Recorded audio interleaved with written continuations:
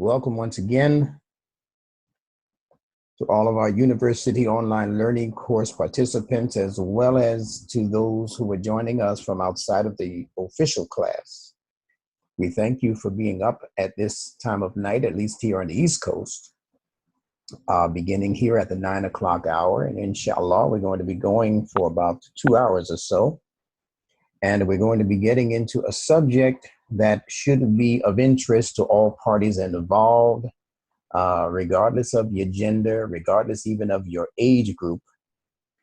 There's a very serious shifting of paradigms taking place on the earth and in the earth, if you will, that again should be of considerable interest to each and every one of us. So we're beginning on this 28th night of August 2018. We begin, as always, with Bismillahir Rahmanir Rahim, and translated into English, that is, with God's name, the merciful benefactor, the merciful redeemer. And I usually like to say with Allah's signature, with his signature. I see his name as being his signature, and I see his signature as being all of those things that he has created for our benefit and for our redemption that contain his mercy. So wherever you see Allah's mercy, or wherever you have experienced God's love, God's care, his compassion for you and for others, that actually is God's signature. And whenever we conduct similar behavior towards ourselves, when we treat ourselves right, when we treat our family members correctly, when we treat the community members with adequate consideration, then all of the benefits that we bring to other people and all of the times that we do what we can do to help save other people from harm or from hardship, etc. Well, in that sense, we're acting as miniature benefactors and miniature redeemers. And when we're doing so, we're actually operating Bismillah, or with Allah's signature. You know, it's just like when the president of your corporation allows you to sign off on some of the checks as you go to put them in the bank or retrieve them from the bank. You know, if you have permission to use that authority's signature, you can only use it in the way that that authority figure has missioned you to do. And it's the same thing with what Allah does. We, as so-called believing people, that's not the best term for what we're talking about, but for our purposes, we'll use that term, believers. We as believers should only be attempting to sign off on those things that we know Allah himself has signed off on. And Allah does not sign off on racism. Allah does not sign off on chauvinism or sexism. Allah doesn't sign off on any ism except the ism in this phrase, be ism Allah. You see, there's an ism already built into this particular phrase. We say Bismillah, but if you were to break it apart, you'd have to say bi ism Allah. And that ism is not racism. That ism is not sexism. That ism is not any of the worldly isms that have been attached to philosophies and ideologies and psychologies that men have concocted. We're only interested in the purity of the ism that has been presented to us within the pages of the Quran, as that ism relates to the name of the Creator solely. And that ism simply is a contraction of the word asma, which means names. Ism simply means name. It simply means name. It's an identifying mark. And it's a show of respect for the one that you're dialoguing with or listening to. It's always appropriate to know the name of the person that you're talking to. So Allah has given us clear indication as to what his appellation, if you will, should be. And we say Allah because the Quran has been revealed in the Arabic language, and Allah happens to be a major, probably the most major Arabic word. However, the Christian community and the Jewish community in that part of the world who speak Arabic themselves still refer to God, the Creator, as Allah, because Allah is an Arabic word. If we were in a different part of the world, we'd be using a different sounding name for the same Creator, the same merciful benefactor, the same merciful redeemer. But in another part of the world, he might be called Yahweh, or he might be called Elohim, or he might be called by any of the probably hundreds of names that people have come up with to describe the one that they see as the one. So we're not interested in any kind of division based on language differentiations. We're not interested in any divisions based on skin tone. And we're certainly not interested in the major division that has been influencing and affecting negatively, affecting this planet for at least the past 5, 6, maybe close to 7,000 years. And that is the division of male versus female. And we're going to get a little bit into how that happened, historically speaking.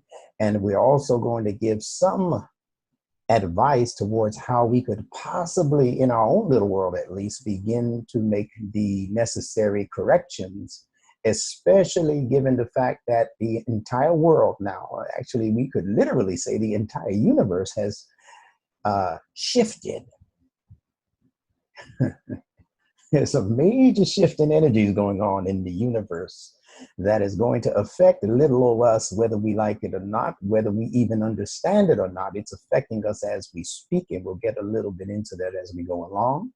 So again, thank you all for being with us as we go into our lesson for today, which is entitled A Return to Respect for the Feminine Principle. A return to respect for the feminine principle.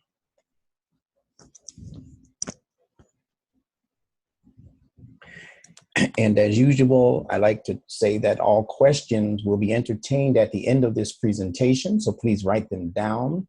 And you need to understand that this discourse will take your full concentration. Those of you who are active members of this class, you don't necessarily have to take notes as you go along unless there's something particular that you want to remember as a question to ask me at the end of this discourse. You'll feel free to open up your phones after I've said what I have to say, and I'll only ask you to open up your phone in order to alert me as to some type of emergency if my voice disappears or something of that sort. Or unless there's a very serious point of information that you feel everyone can benefit from at that very moment, then feel free to open up your phone and ask me that question or make that comment. So we begin with this statement. Imam W. Deen Muhammad encouraged us to look deeper into the arena of metaphysics. Scriptures themselves are all about metaphysics. Metaphysics deals with understanding the interrelatedness of our human creation's various aspects and conditions, whether those conditions are material conditions, emotional situations, mental positioning, or spiritual conditions. All of those conditions are interrelated. And when we learn how to make the connections between each and every one of those important stratas of human existence, we're doing it through the process of a science called metaphysics. And I repeat, Imam Muhammad strongly encouraged us to get into and to look into, investigate the field of metaphysics. He said that he has actually been teaching us metaphysics from the beginning of his leadership, but he didn't want to make that announcement. And I know why. We would have went buggy chasing what we thought was metaphysics, and we would have ended up on that same island of Patmos trying to create a new man. The only new man we should be trying to create is the new man within our own selves. That's what the Quran and all scriptures before it has been revealed for, in order to create us anew and to create us properly and to make the necessary adjustments on anything that has gone wrong in the system that we call the human being. Now, the entire human life is to be properly understood through its metaphysical connections and observations. Where there is no elevated consciousness, there is no true human, okay? There is only animal or mammal life operating in the human body. Animal life regulating a human body is a consequentially lower form of life than animal life regulating typical animal bodies. The instincts necessary for intelligent survival are less in the human than in the typical animal. The human system best operates through a functional intellect. Very important words here, learners. Functional intellect. Now, let me just break this down to make sure that we're all on the same page and operating with the same number of cylinders. If you are not striving to increase the value of your conscious mind, that conscious part of your brain that is able to take in information, assimilate that information, and then make practical use of that information. If that is not what we are consciously dedicated to on a daily basis, then I repeat, there is truly no real human life and development going on in that animal body of yours. There is only what you find in the average animal's body. You find instincts in the average animal.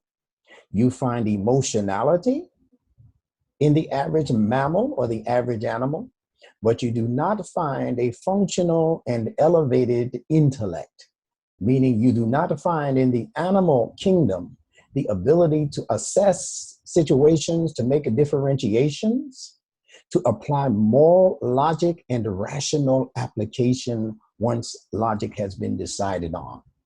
Whatever the good thing is that you're deciding on, you can apply it because of a very unique functionality that God has created in the human brain called the neocortex.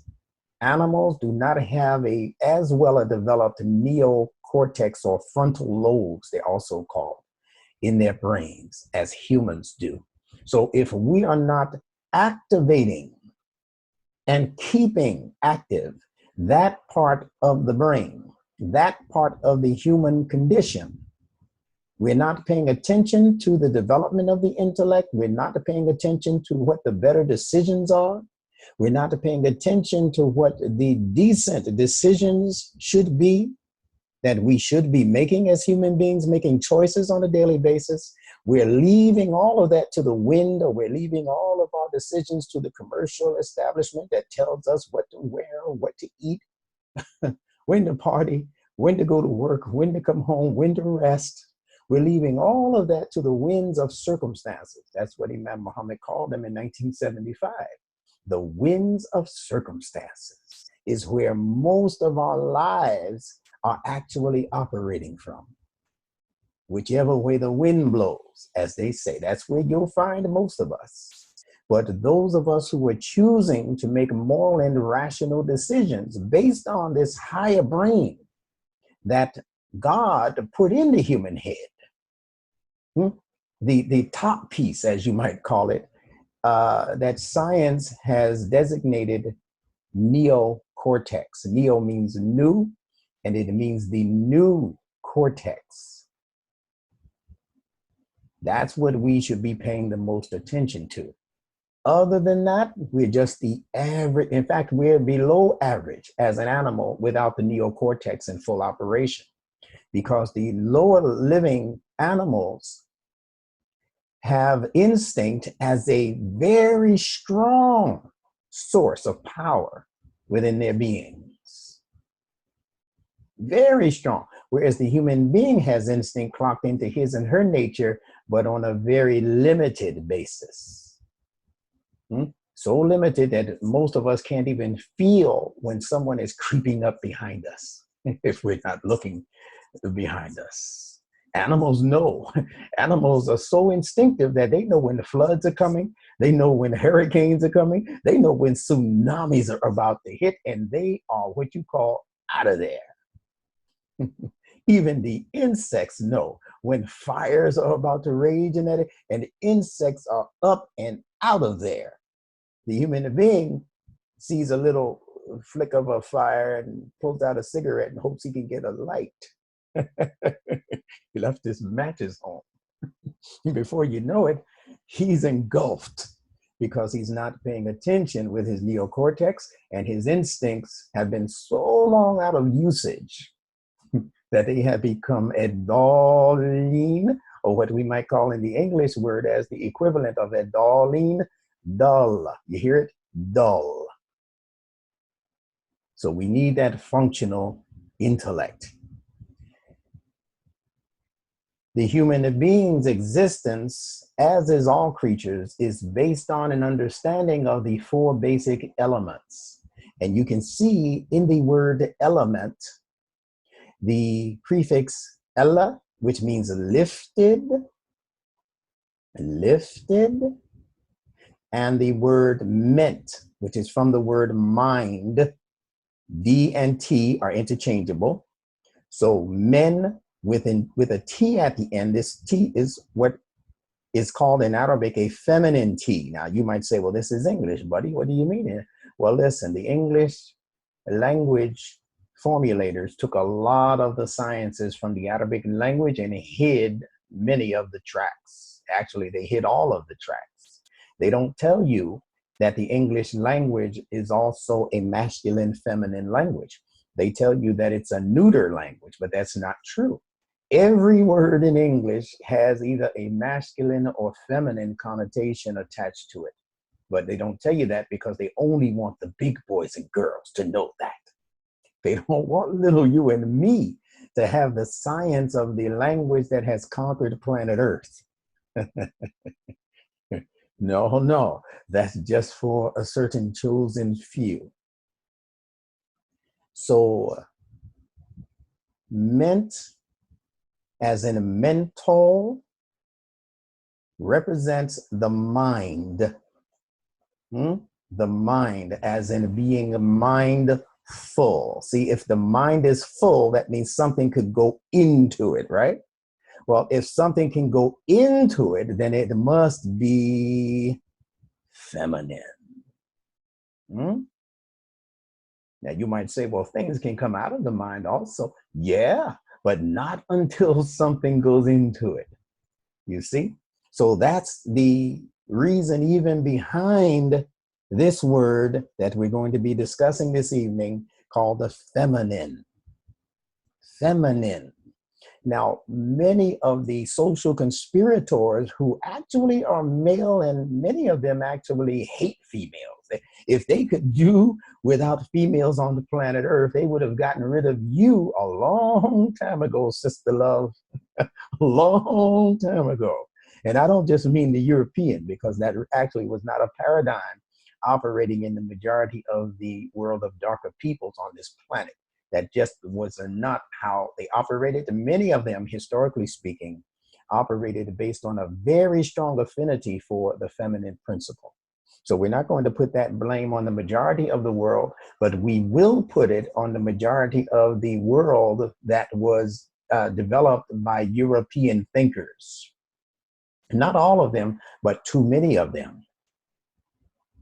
And they came off of that continent with a very strong bias against the female. But that bias was also something that was being expressed even amongst the ancient Arabs of Muhammad the Prophet's day and time. So they had the same kind of deep-rooted, deep-seated, unnecessary hatred for women. There are reasons for it that we won't go into tonight, but I'm just trying to set the backdrop for what I'm about to drop on you. And that is that feminine has built into it as one of its tricks in the English language, the idea of being mini or miniature. You see the word mini right in the middle of it? Mini. Those are the mini humans. We're the maximum humans. Yeah, we're the majority human. We're the big folks. We're the big boys. Those are the little girls. They need our assistance at all times. So they treated women thus. Now, there were other thinkers in the world who said, no, she's not miniature. She is actually connected to the very powerful number called 9. Now, what is 9? 9 represents the completion of a thing. And then 10 represents the repetition of what has been completed. So the number system all over the world actually counts from 0, which is a circle, just like the pregnant belly, right? It's a circle, and it goes 1, 2, 3, 4, 5, 6, 7, 8 until it reaches the complete end of the line for that system in the number 9. Now look at your number 9. You see that number 9? You see the circle there? Well, we talked about that. You see the stem coming down from the circle? Well, that stem is really just the number 1. You remove it, you put it in front of the 1, in front of the 0, pardon me, and you have the number 10. This is how numbers develop. They're systems and they are symbols. This also represents, let me do something a little different here. Give me one moment. This number 9 actually also represents the pregnant belly, which is this circle here. And then the delivery of what has been in gestation for approximately 9 months or so. See, the delivery is this stem coming down from the oval or from the circle. So it's the pregnant belly, which after 9 months becomes delivered. So they saw the female as the one who does that within approximately 9 months. Going into the 10th month, you should expect the delivery of a newborn life on this earth. Isn't that beautiful? So not everyone was out to scheme against the feminine principle. Some were working in favor of the dignity and the sanctity of the feminine principle, while others, once they got into positions of power, began to introduce other ideas that were intended to denigrate and demean the feminine principle. Let's move on.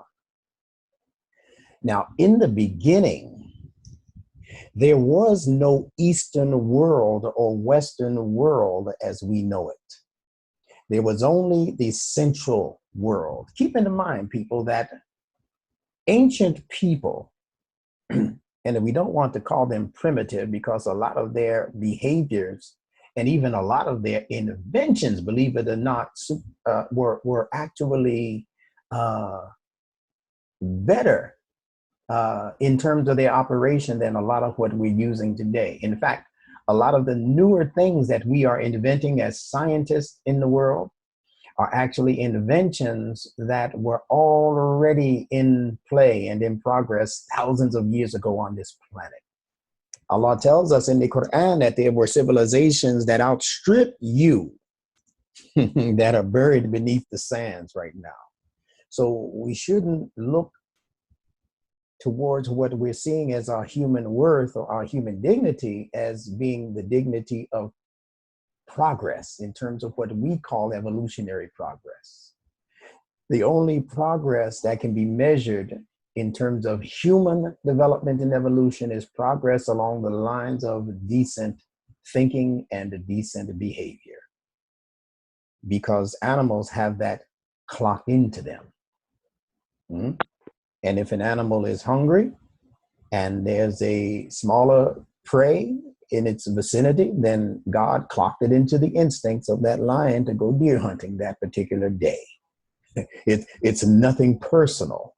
And when that animal, that lion becomes full, that a lioness that becomes full or tired from hunt, then it's time to retreat, and you can put all of the deer you want around that same lion. Once that lion is full, that lion is not going to be antagonistic or harmful to that particular species. But the human being is another creature, huh?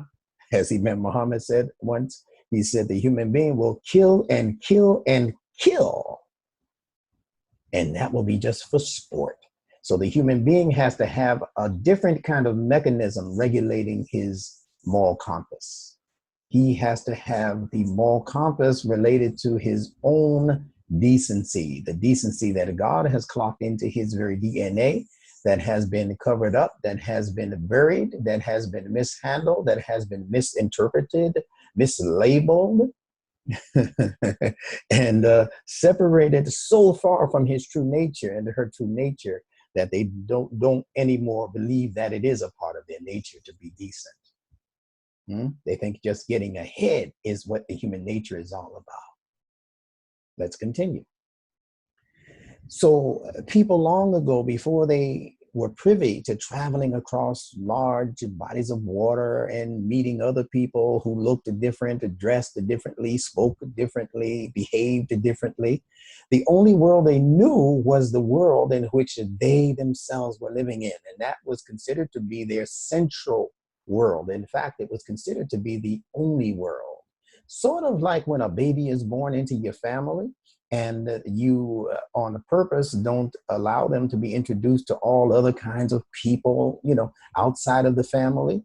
Well, we as infants and toddlers begin to believe that the whole world is just what we're seeing in front of us in terms of mommy, daddy, siblings, maybe close friends that come over, or sometimes just the people in the immediate area when we go with our mother to the supermarket or whatever, to the laundry or whatever. That's our whole world. And it's only when the human being began to travel more and to travel with distance that we began to see ourselves as a part of a larger world, that we then, as human beings, began to divide up into this section, that section. The world became separated due to the divisions that were created in our thinking as human beings. Even the physical directions of east, west, north, south, they became symbolic of human mental dispositions. You see? So if we say, yeah, I think you're thinking right, that's right thinking. Well, right is a direction. If I say, man, what you just said was all the way out of left field, that's a direction, right? If I say, look, you need to keep your head up, think positive, that's a direction. If I say, why are you looking so down? That's a direction. So all of these directions were actually indicative of mental dispositions that we were taking on. You see how important the human mind is? The mind itself would eventually become drawn and quartered into right brain, left brain, forebrain, and the hind brain. The brain itself, however, operates as a contiguous whole. Thousands of years ago, people were not privy to the idea of what happens in the right hind brain or the front left brain. We weren't divided in our thinking like that. It was only later that science introduced us to those differences. And knowing those differences is important. I'm not saying that it's not important. What I'm saying is that it didn't come first. What came first was that you had a brain. You think the Scarecrow in the Wizard of Oz was concerned about whether it was his right brain that didn't want to get off the cross or his left brain? No, all he was wishing for was that he had a brain. Well, that's primal society. Primal man was interested in the idea of what this mechanism was in the core of the skull that caused them to be able to operate in the world seemingly in a way that was superior than the other life forms that were in their environment. So In the Quran, here is what Iblis says to God, to Allah, as he is outlining his scheme to defeat human nature. Now, if you're not familiar with who Iblis is, and you're listening maybe as a person who's not familiar with the Quran or with Muslim ideas or ideology, I would just ask that you be patient. Iblis would be the equivalent of what you might read in the Bible concerning Lucifer.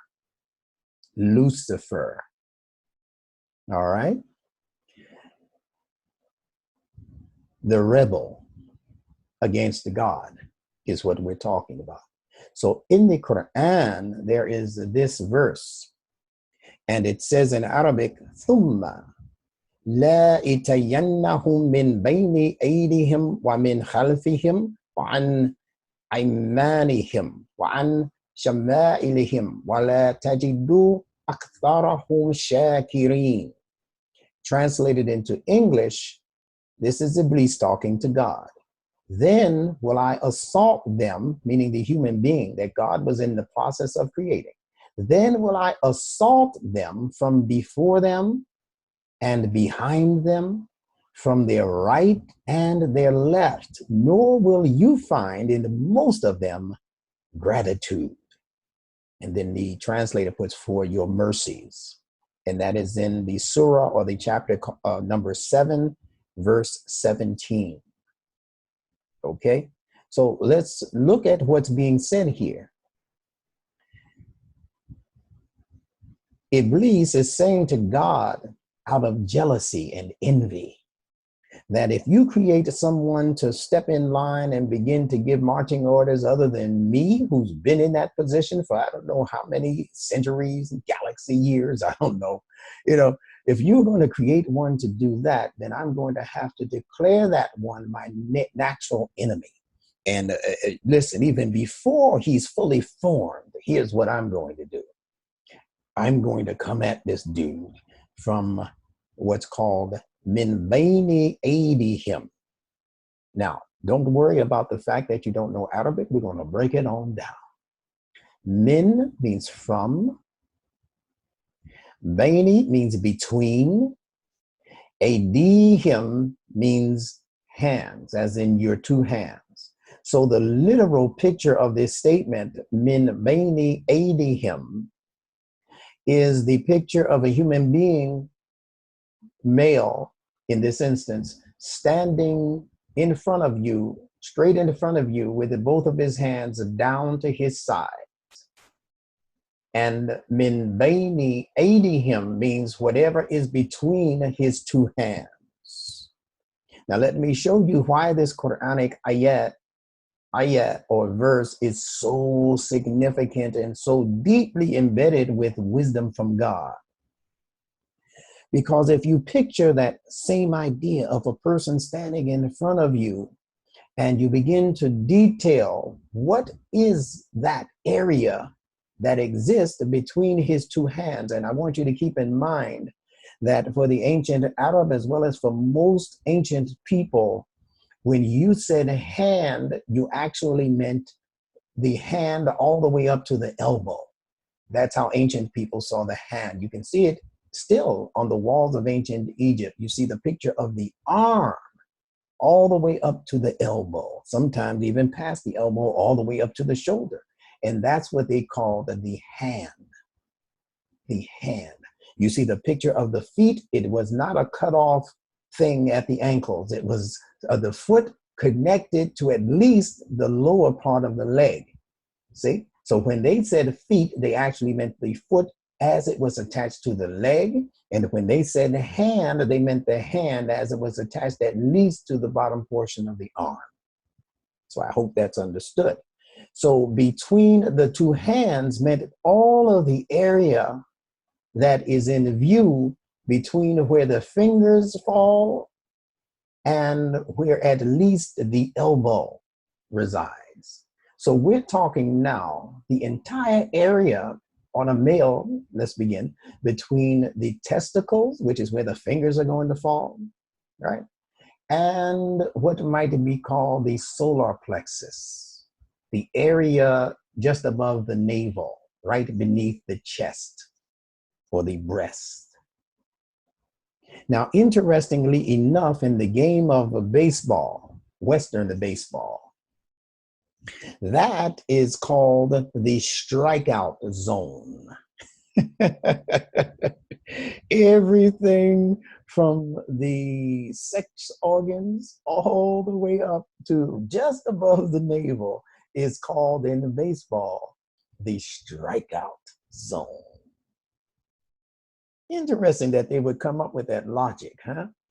Because God already told us that that was Iblis's strikeout zone, that is where he was going to come at and attack or assault the human person. It is actually an assault not on the person as an individual flesh and blood body. It's an attack on the excellence. It's an attack on the growth and development of what will be taking place inside of that human being, in terms of his moral capacity, in terms of the capacity connected to his ability to intelligently discover what this life is all about and give the praise for it to God. That's what Iblis was in the process of attacking. Let's move on. So if we begin at the bottom, then it means that Iblis is going to attack the human being in his area of sexual orientation. Huh? He's going to attack the human being as a sex creature.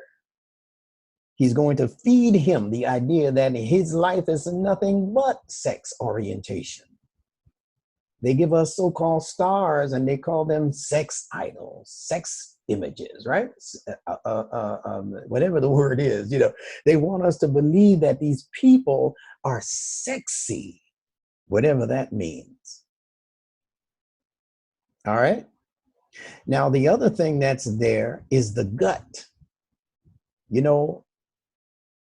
Even a trained fighter, if he hasn't truly prepared himself in the gut region for one of those George Foreman punches or Mike Tyson punches, he's going to be in trouble, right? You hit somebody in the gut real hard, man, oh man, because you're messing around now also in the region of the solar plexus.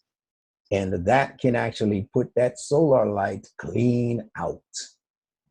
So that whole region, if you understand it symbolically, if you understand the gut to represent your base appetites, when you eat food, when you drink drinks, that's the area that captures the food, that captures the drink, that assimilates that food. So understanding that on the abstract level, we're talking about now that aspect of the human being that has appetites also. We're talking about your material appetites. We're talking about your appetites for socializing. We're talking also about your emotional appetites. So Iblis is saying that I'm going to attack this creature that you're creating in those vital areas. Then he says, وَمِنْ خَلْفِهِمْ, and from behind them. So that's him sneaking up on you. You see this one here attacking you in front of you. That's where you can see him throwing the ball. But can you imagine standing behind you and throwing you a fastball, hitting you in the back of the head, hitting you in the spine, hitting you in the lower part of the body? That hurts. But he's going to do that also. He's going to attack you from behind. Khalfihim. And it's interesting that the one he's going to attack has been called by God in the Quran the Khalifa. See, this is Khalfihim, the one who, the rear, the one that's bringing up the rear. He's going to attack you. You know what else this is connected to? What is behind you is also your history. So he's also going to be in charge of communicating to people what your history is, even communicating it to you. He's going to be the one telling you that you were nothing but slaves. You were so weak when we found you on that other continent that you, with the thousands of the men that you had, you couldn't resist a few hundred of us. that journeyed to your land, to your continent, and snatched your women, snatched your babies, and brought you over here packed like sardines on slave ships. And there wasn't nothing you weak people could do about it. And we got you here and then kept you here now for close to 500 years. And you still haven't gotten the social justice that your hearts have been crying for since you got here. That's the history that they gave us, but that's not the correct history of what has happened in our history. Again, that's a story for another time. But the point is that whatever this Iblis is, whatever this creature is, and whatever he stands for or symbolizes, in his scheme is clocked this particular level of slick psychology. The manipulation of a person's or a people's very history. وَعَنْ أَيْمَانِهِمْ. Right? So he says also that I'm going to come from their right. And you know what right means? And for those of you who don't, just think political. There's the political right. He comes at you that way also. And there's the political left. وَعَنْ شَمَائِلِهِمْ, right? The political left. Now, this is not just relegated to politics. This is relegated to much more than that. And you'll see that in a moment. But I just want you, if that's all you can think about, then keep it there. Keep it right there. He's going to come at you through your differences is the point. All right, here we go. Iblis said that he would attack the human being from 4 different directions. So I want to show you this picture of the 4 parts of the human brain. The front areas of the brain handle conceptual thought. That means that it handles what things mean. So whenever you're dealing with the meanings of things, you're dealing with the area of the brain that is situated in the front, sometimes known as frontal lobes. And you're also dealing with the top portion of the brain that I told you or gave to you as the neocortex, the top layer of a 3-layered brain is what we're talking about. So I won't go through all of this detail. I have it in the picture so that when I send you the replay webinar, you'll be able to see this. And I'll also send you my notes, of course, and you'll be able to analyze it for yourself.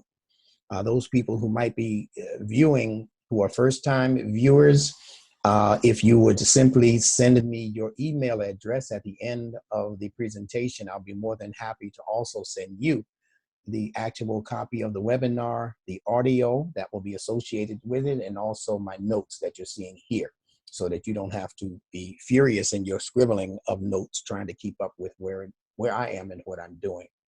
So just relax and enjoy the ride. So you can see that there's the left front, there is the right front, there is the left back, and there is the right back. And in this statement by Iblis, he said, I will assault them from before them, the front, from behind them, the back, from their right, the right, and from their left. So the assault of Iblis is actually an assault on the human brain, is the point. Let's move on. Now, religion means to realign. Look at those letters. They are almost exactly interchangeable. The word religion and the word realign.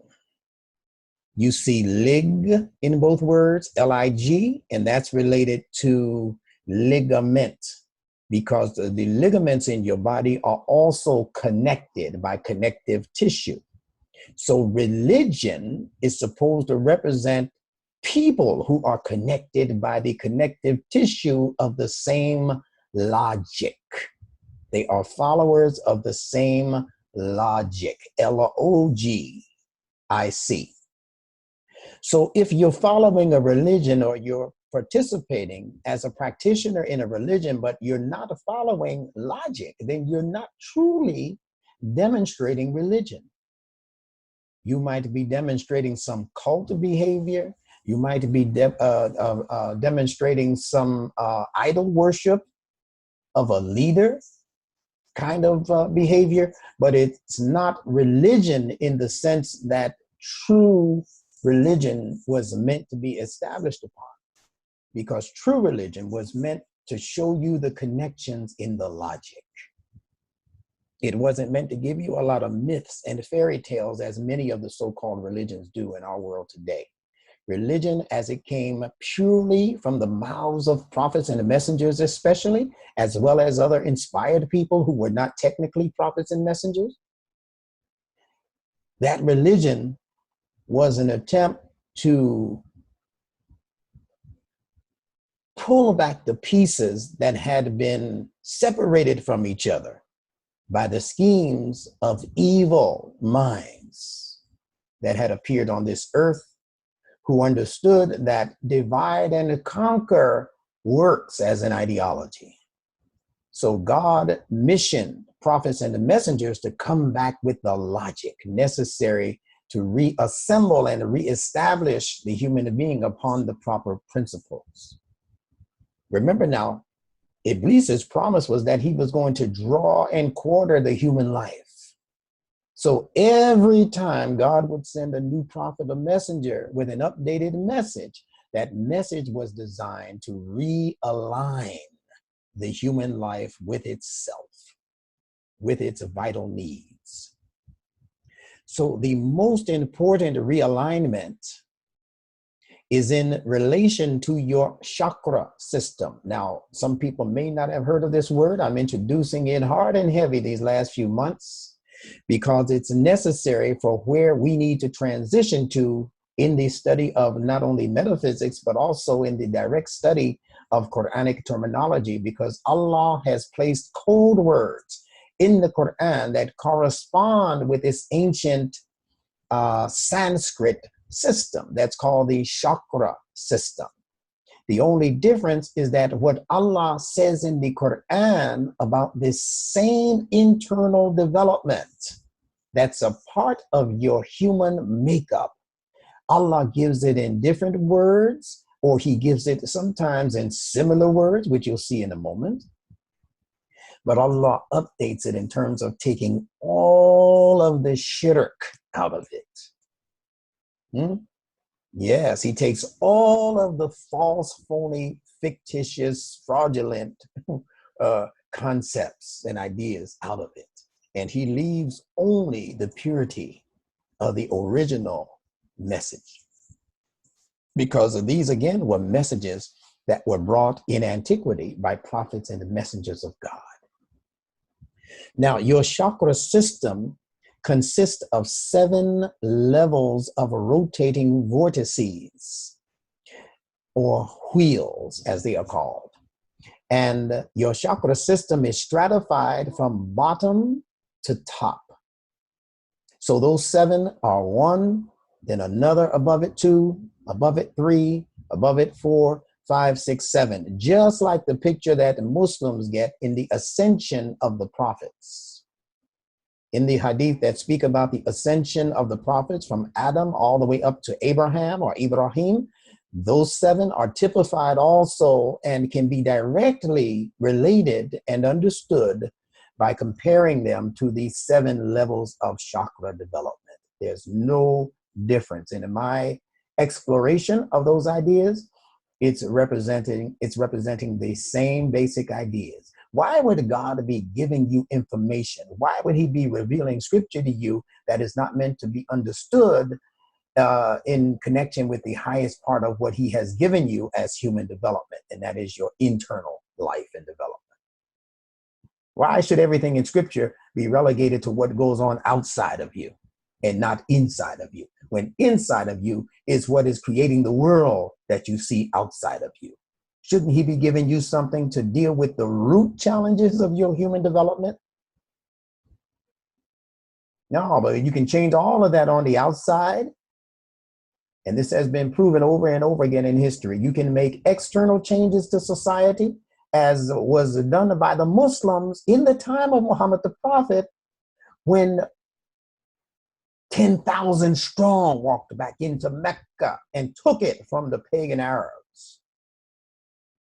And the majority of those pagans took Shahada under Muhammad the Prophet. But do you think that because the external environment changed, that did a whole lot for their internal mind and emotions?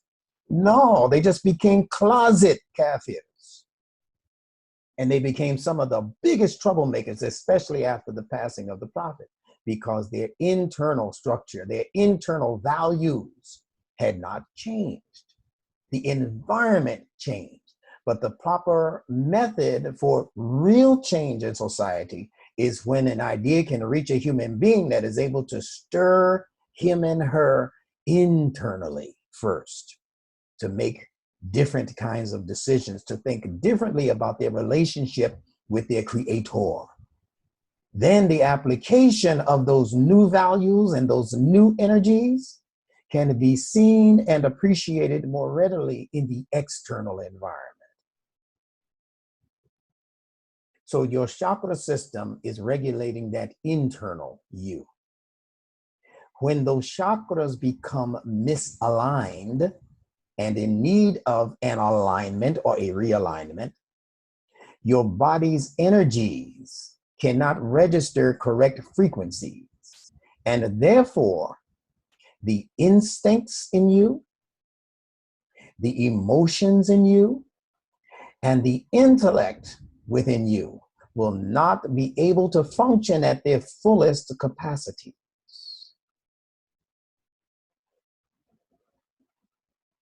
In fact, the intellect in this state that we're discussing, this state of misalignment, the intellect can never become truly illumined or enlightened. It can only become educated. Now, you tell me what kind of world we're living in today. Where is the premium put in this life? It's put on this thing called the education. There's no such word in the Quran to match the Western concept of education. No such word. There are words to match the idea of being enlightened. There are ideas to match the idea of being illumined. Allah describes his light as nur ala nur, light upon light. But educate doesn't mean light. Educate means to awaken the dead and to make them get up and walk and work. It means to educe. And E means to bring out, and deuce means that which is dormant, that which is lying stiff and still, like Lazarus was laying in the Bible story. And Jesus beckoned him to awaken and to get up and to walk. Well, that was an education for Lazarus, but that's not what God wants for the average one of us. He wants us to be illumined with the light of the logic from Al-Quran. And he wants the same thing for the Christians, for the Jews, for anyone who has received the scripture from God. That scripture was not intended to educate you. Education is something that comes based on the formulations of theories and the stuff coming from the minds of men. That's why they give you what's called the cryptic knowledge. Your Masons, your Shriners, that's cryptic knowledge. Knowledge that is meant to stimulate the bones in the crypts. But that's not what scripture is designed to do. Scripture is designed to bring its own self-perpetuating light and to keep you on your feet. That's why the day of resurrection is called Yawmul Qiyamah, the day of standing. Scripture is designed to stand you up in your human soul and to have you make progress forward, not like Frankenstein, not with your hands forward and your feet in lockstep like Hitler, like his soldiers. No, that's education. Now you might say, well, why are you poo-pooing education when you know you have PhD people and master's degree people, and even some people with high school diplomas who think they're all that because of what they learn, because of their fields of study. I'm not poo-pooing what you know. I'm poo-pooing what they've taught you to do with what you know. And if we don't have any viable community life, that's proof that most of what we have is cryptic. All of these PhDs, and we don't have our own independent school system operating at full capacity, with people knocking on the doors from the outside trying to get in because of all of the progress we're making. If we don't have that, we only have educated people. We do not yet have enlightened people. There is a difference. Let's continue. So look at what Iblis says here at the end of his scheme. He says, in most of them, aktharahum, from kathir, most of them. He says that wala tajidu aktharahum shakirin. Shakirin is the word we want to look at right now, okay?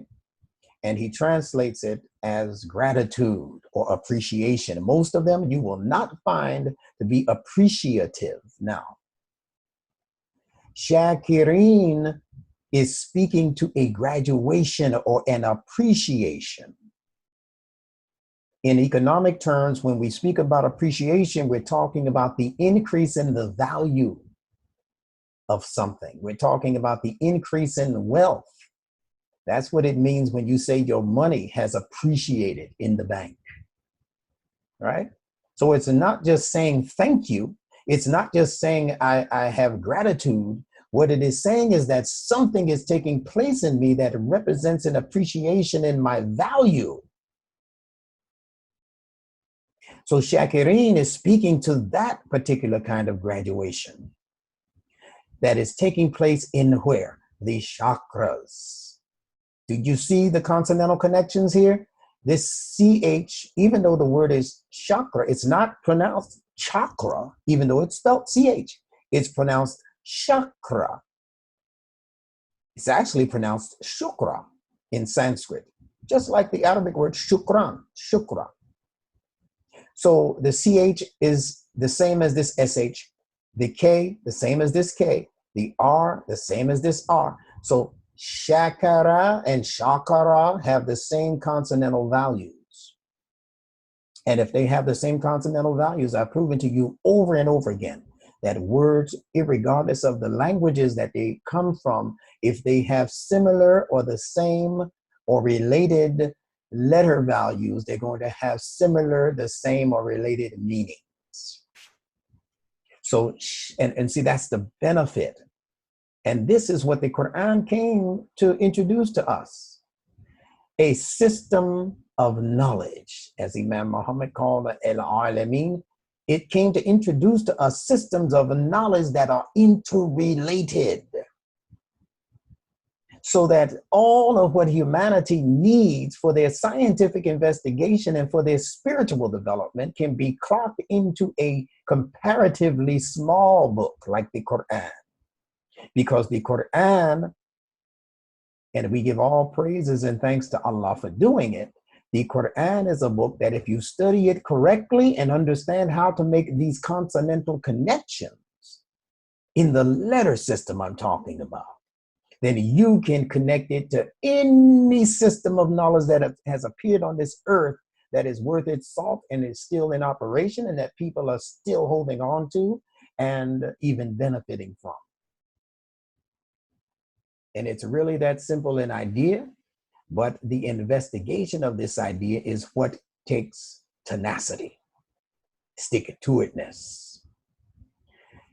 The chakras are energy centers designed to accommodate the evolution of human consciousness.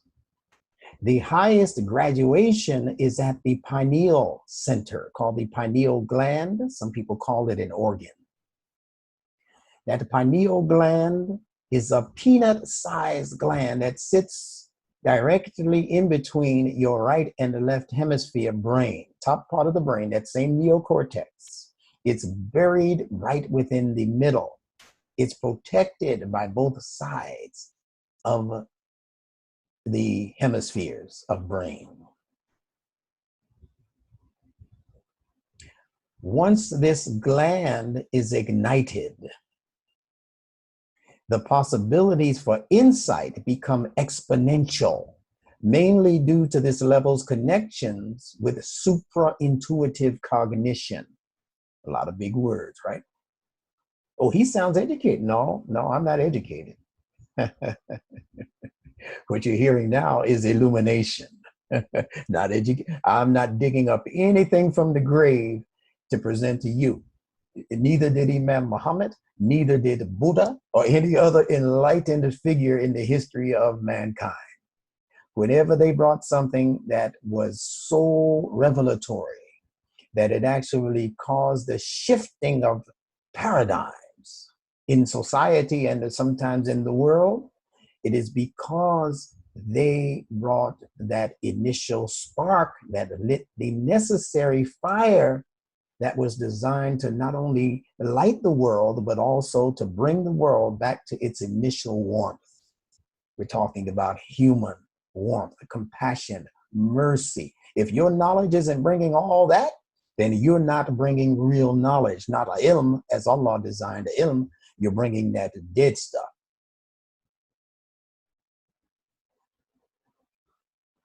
So don't be afraid of these big words. Just look them up when you get the notes. I'm putting them here for purposes of helping to increase the possibilities in your intellect. If no, for no other reason, that's why they're there. So once the pineal has been ignited, and we're not going to take the time to tell you about that process. We'll talk about that at some other time. We've talked about it in the past. Then the possibilities for you coming into greater understanding becomes a tremendous possibility. And that possibility is because of this level of potential in the pineal and its connections with what I'm calling supra-intuitive cognition. That means that you will then be able to intuit events, intuit ideas. You've heard of intuition, but I'm not talking about that simple intuition that every human being actually, or infant, is born with. I'm not talking about that hit and miss type of intuitive mind that God gives us at birth. I'm talking about a supra. That means above and beyond what you know to be your intuitive mind. That is able to actually supersede and go beyond the acquisition of information based on five sense perception. So what your five senses are bringing into your brain is called information, and it is forming what you call your intellect. And intellect means internal election. It means that the information that you're assessing, that you're bringing in because of your five sense participation with creation, your eyes are bringing in information. The nose, the ears, right? The tongue, the touch, all of these five are bringing information into the brain, and that information is being assessed, it's being categorized by the brain, it's being sifted through for what's usable immediately, what's usable probably in the future, so it puts it in the memory bank, it locks it up in the vault until it's ready to be used. So the brain is going through all of these processes, and the five senses are what is bringing all of that information in. And then the human being says, I need to make a decision. Let me think on it. Let me see what's best. Supra-intuition is a greater force in you for recognizing reality as Allah created it. It's a greater force than even that intellect. That's what we're saying. Not many people reach that level. I could name some people that you know who have reached that level, but you might not believe me, so I'll leave their names out of it. But some of them have told you, yeah, I can do that. But sometimes when you can't do it, it doesn't make sense for the person who can do it to keep talking about it. You just start feeling bad. But the beautiful thing is that that particular potential is within the grasp of the average one of us. Trust me when I tell you that.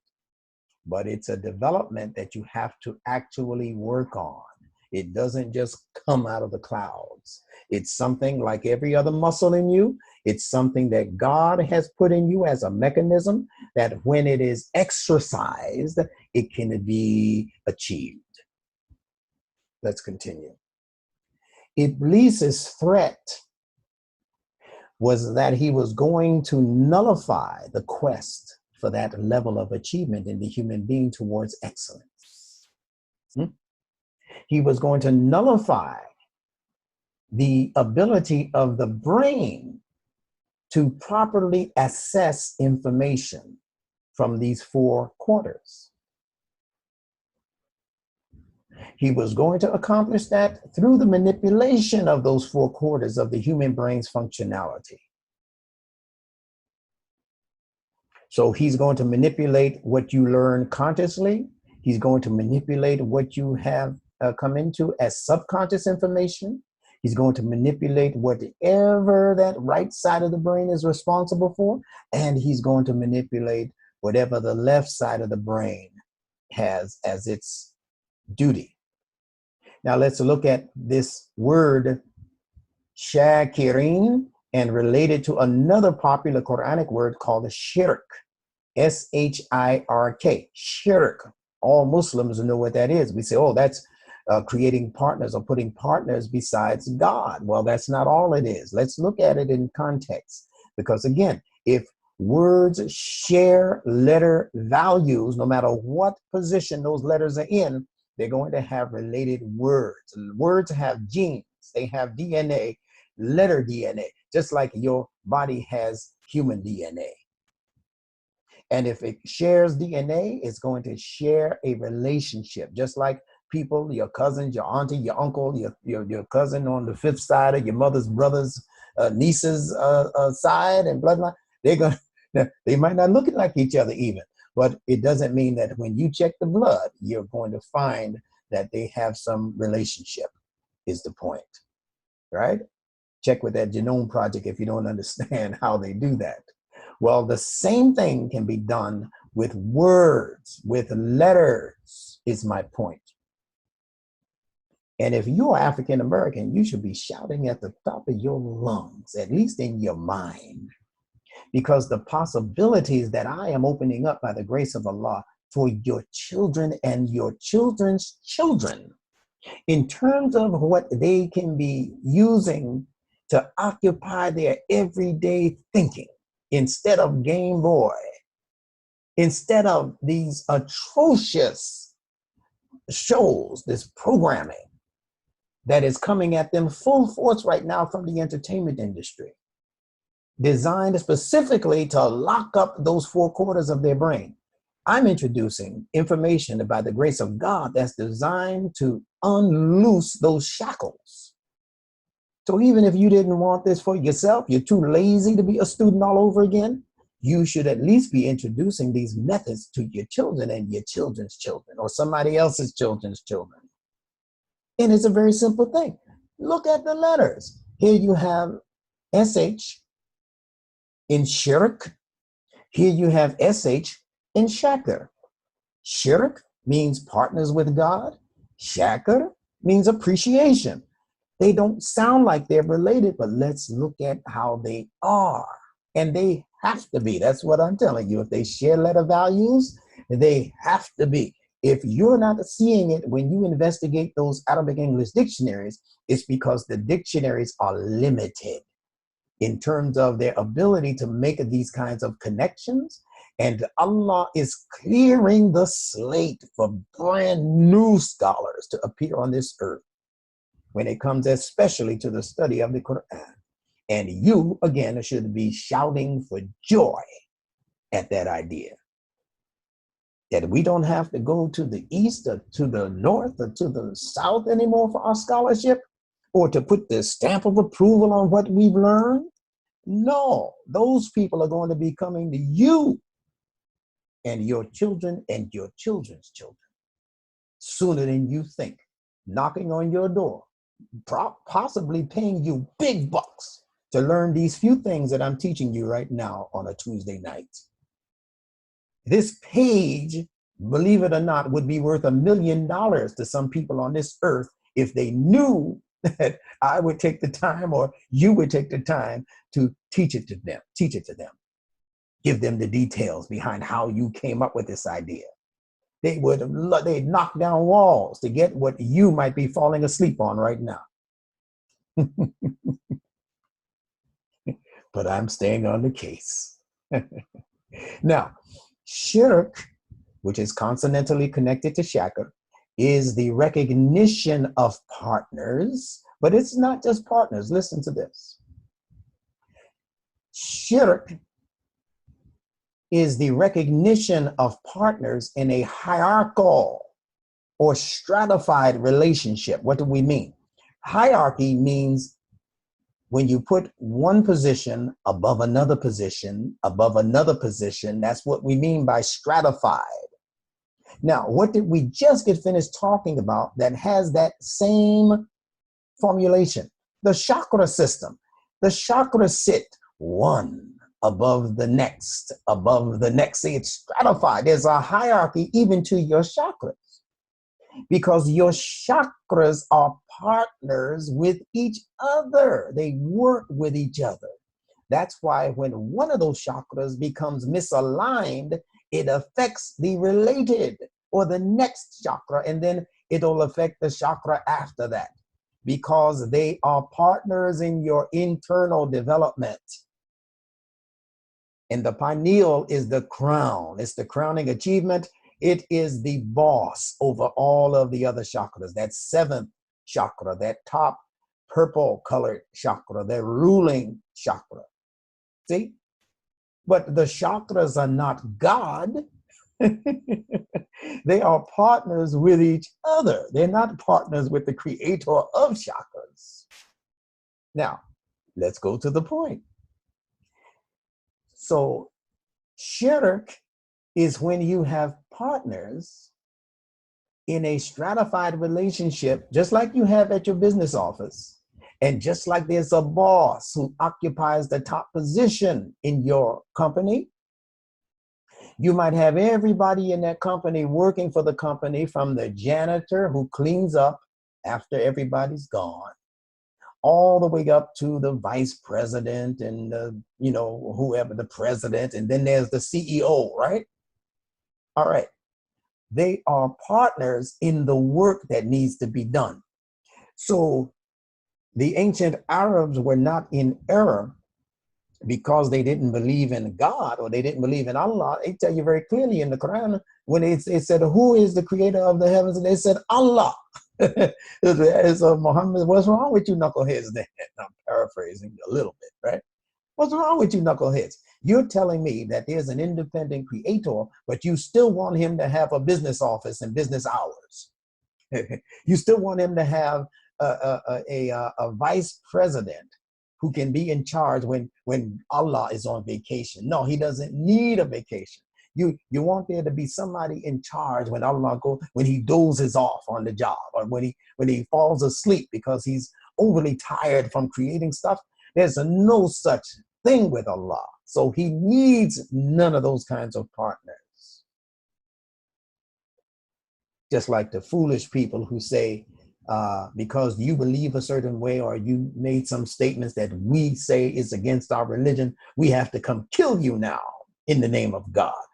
Well, see, that's creating partners with Allah. That's a mushrik talking. He calls himself a mu'min, but he's a mushrik.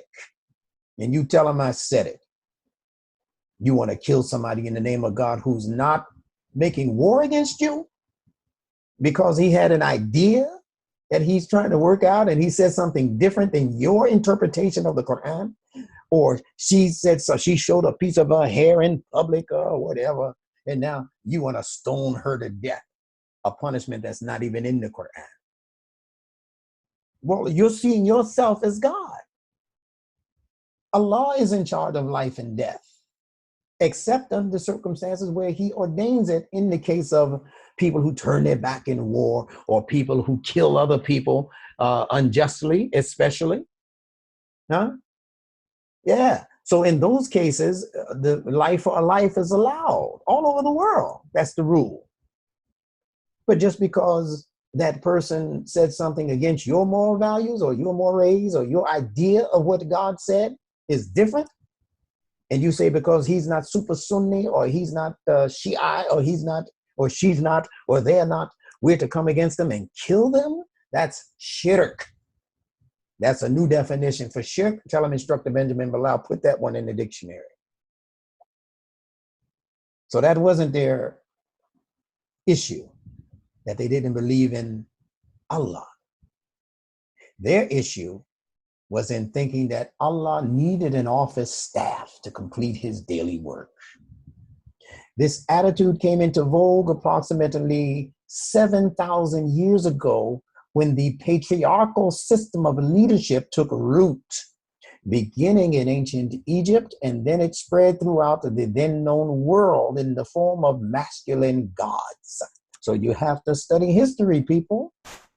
These gods, so-called, that you see throughout the world, and Osiris and Thor and, the Greek gods, the Roman gods, the Egyptian gods, that's a relatively new development on this earth. Prior to that, they had tremendous amounts of respect all across this planet for the feminine principle. Actually, the masculine gods came about through the introduction of such coming out of the Greek lands as the Greeks came into ancient Egypt and made war with the ancient Egyptians. The ancient Egyptians began to pick up on some of their masculinized ideas, and there was the birth of the Pharaoh about 7,000 or so years ago in ancient Egypt. Prior to that, the feminine principle was in vogue. There was a matriarchal principle that was communal and self-governing. There were no male dominating leaders in these ancient societies prior to 7,000 years ago. And there was no emphasis on the dominating over others and their territories, as there was when the patriarchal idea of leadership became the standard. So I'm showing you a tremendous shift in emphasis as far as gender idea goes. And I'm showing you the beginning of this erroneous idea related to masculine domination of the world, even to the point where God became a man, and then the son of a man. Now, let's talk a little bit about this word fitra.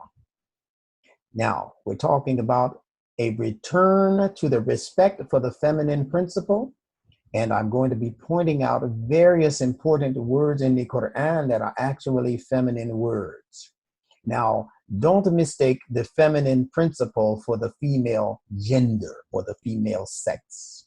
The female herself is just a sign of how the feminine principle operates in the universe. And the word fitra, being feminine, is an indication of something that is able to reproduce itself over and over and over and over again. It's an inherent ability.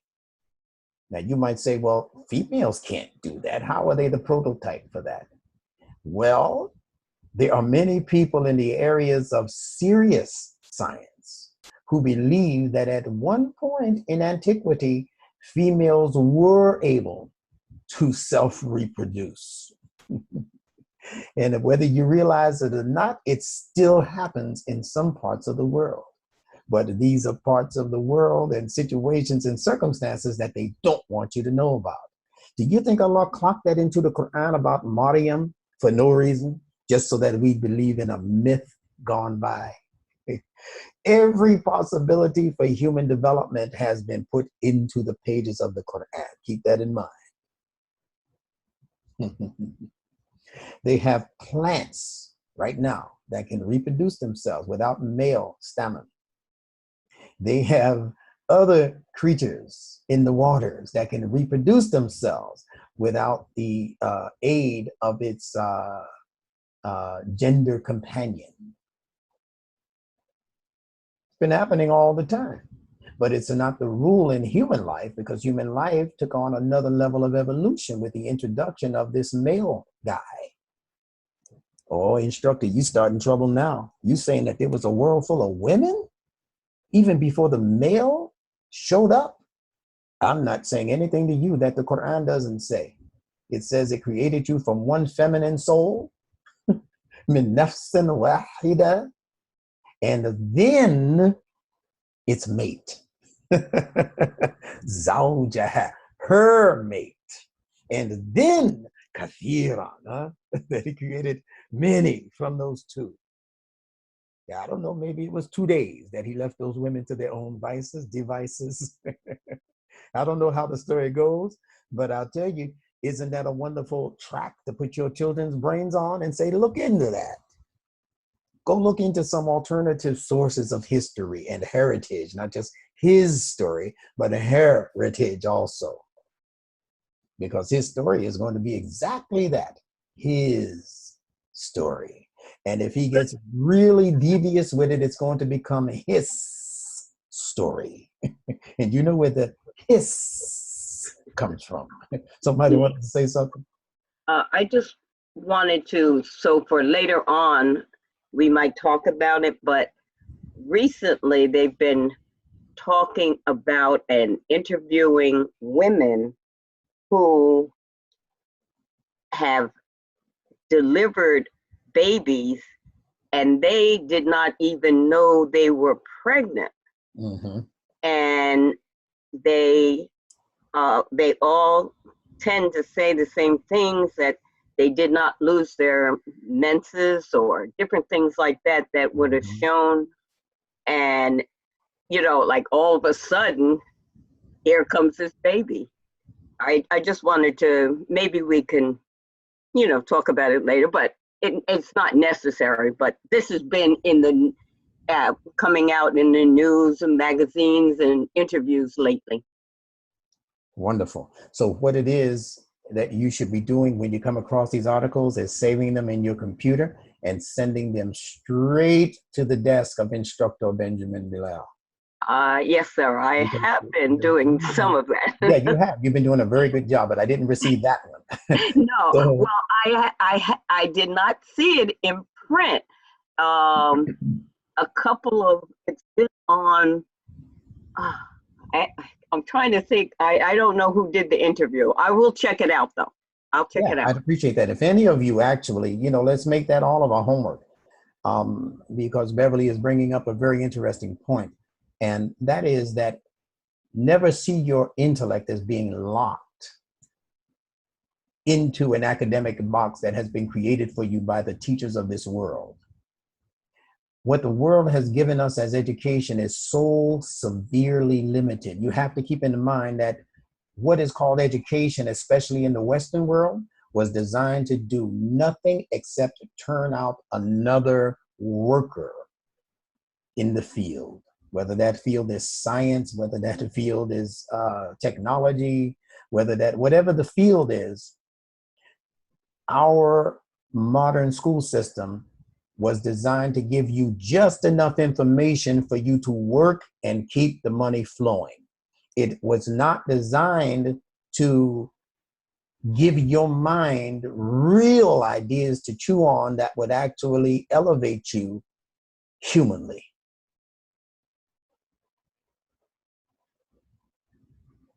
And if that's not the truth, then I would ask the question, why do they still have summers off for our grade schoolers and our high schoolers?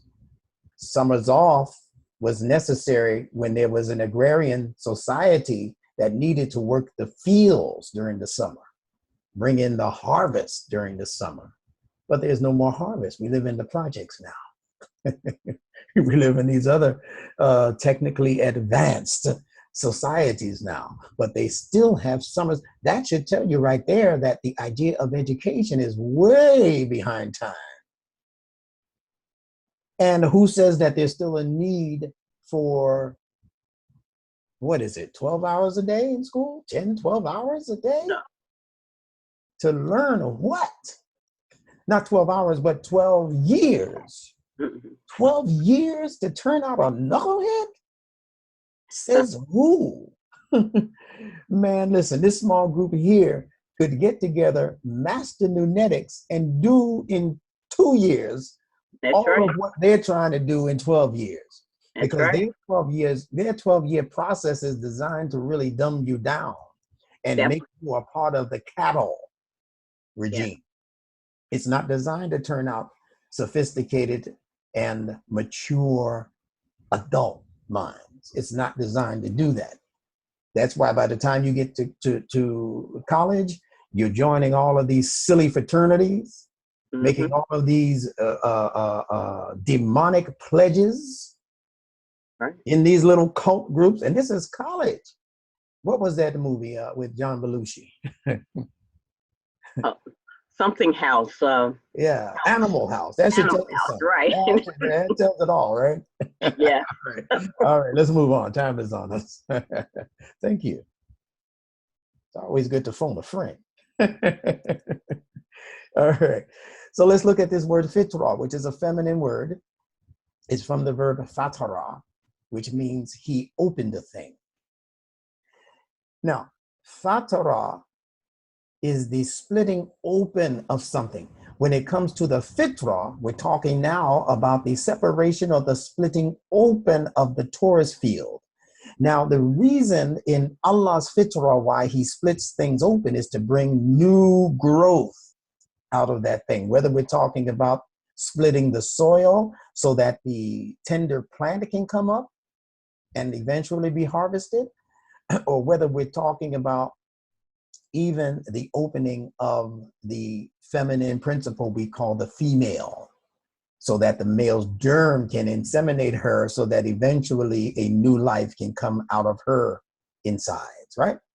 All of that is fatara or fitra. That's why fitra is a feminine word, because it operates based on a feminine principle. Now, this Arabic letter fa means to split. That's why you have it in words like falaq and fajr, when the new day is being split from the previous night. The Arabic letter tau, this T here, tau, represents things that go up and come down. Things that go up and come down. And as far as the part of the body, it's represented in the shoulder region of the body. You know why? Because when you're feeling good about yourself, your shoulders are uplifted, right? You're walking around, you're feeling your Cheerios, as they say. But when you're feeling depressed, what happens to those shoulders? So the shoulders, based on your mental disposition and your emotional disposition, can either go up or they can sag, right? So words in the Quran that begin with this letter tau represent that idea.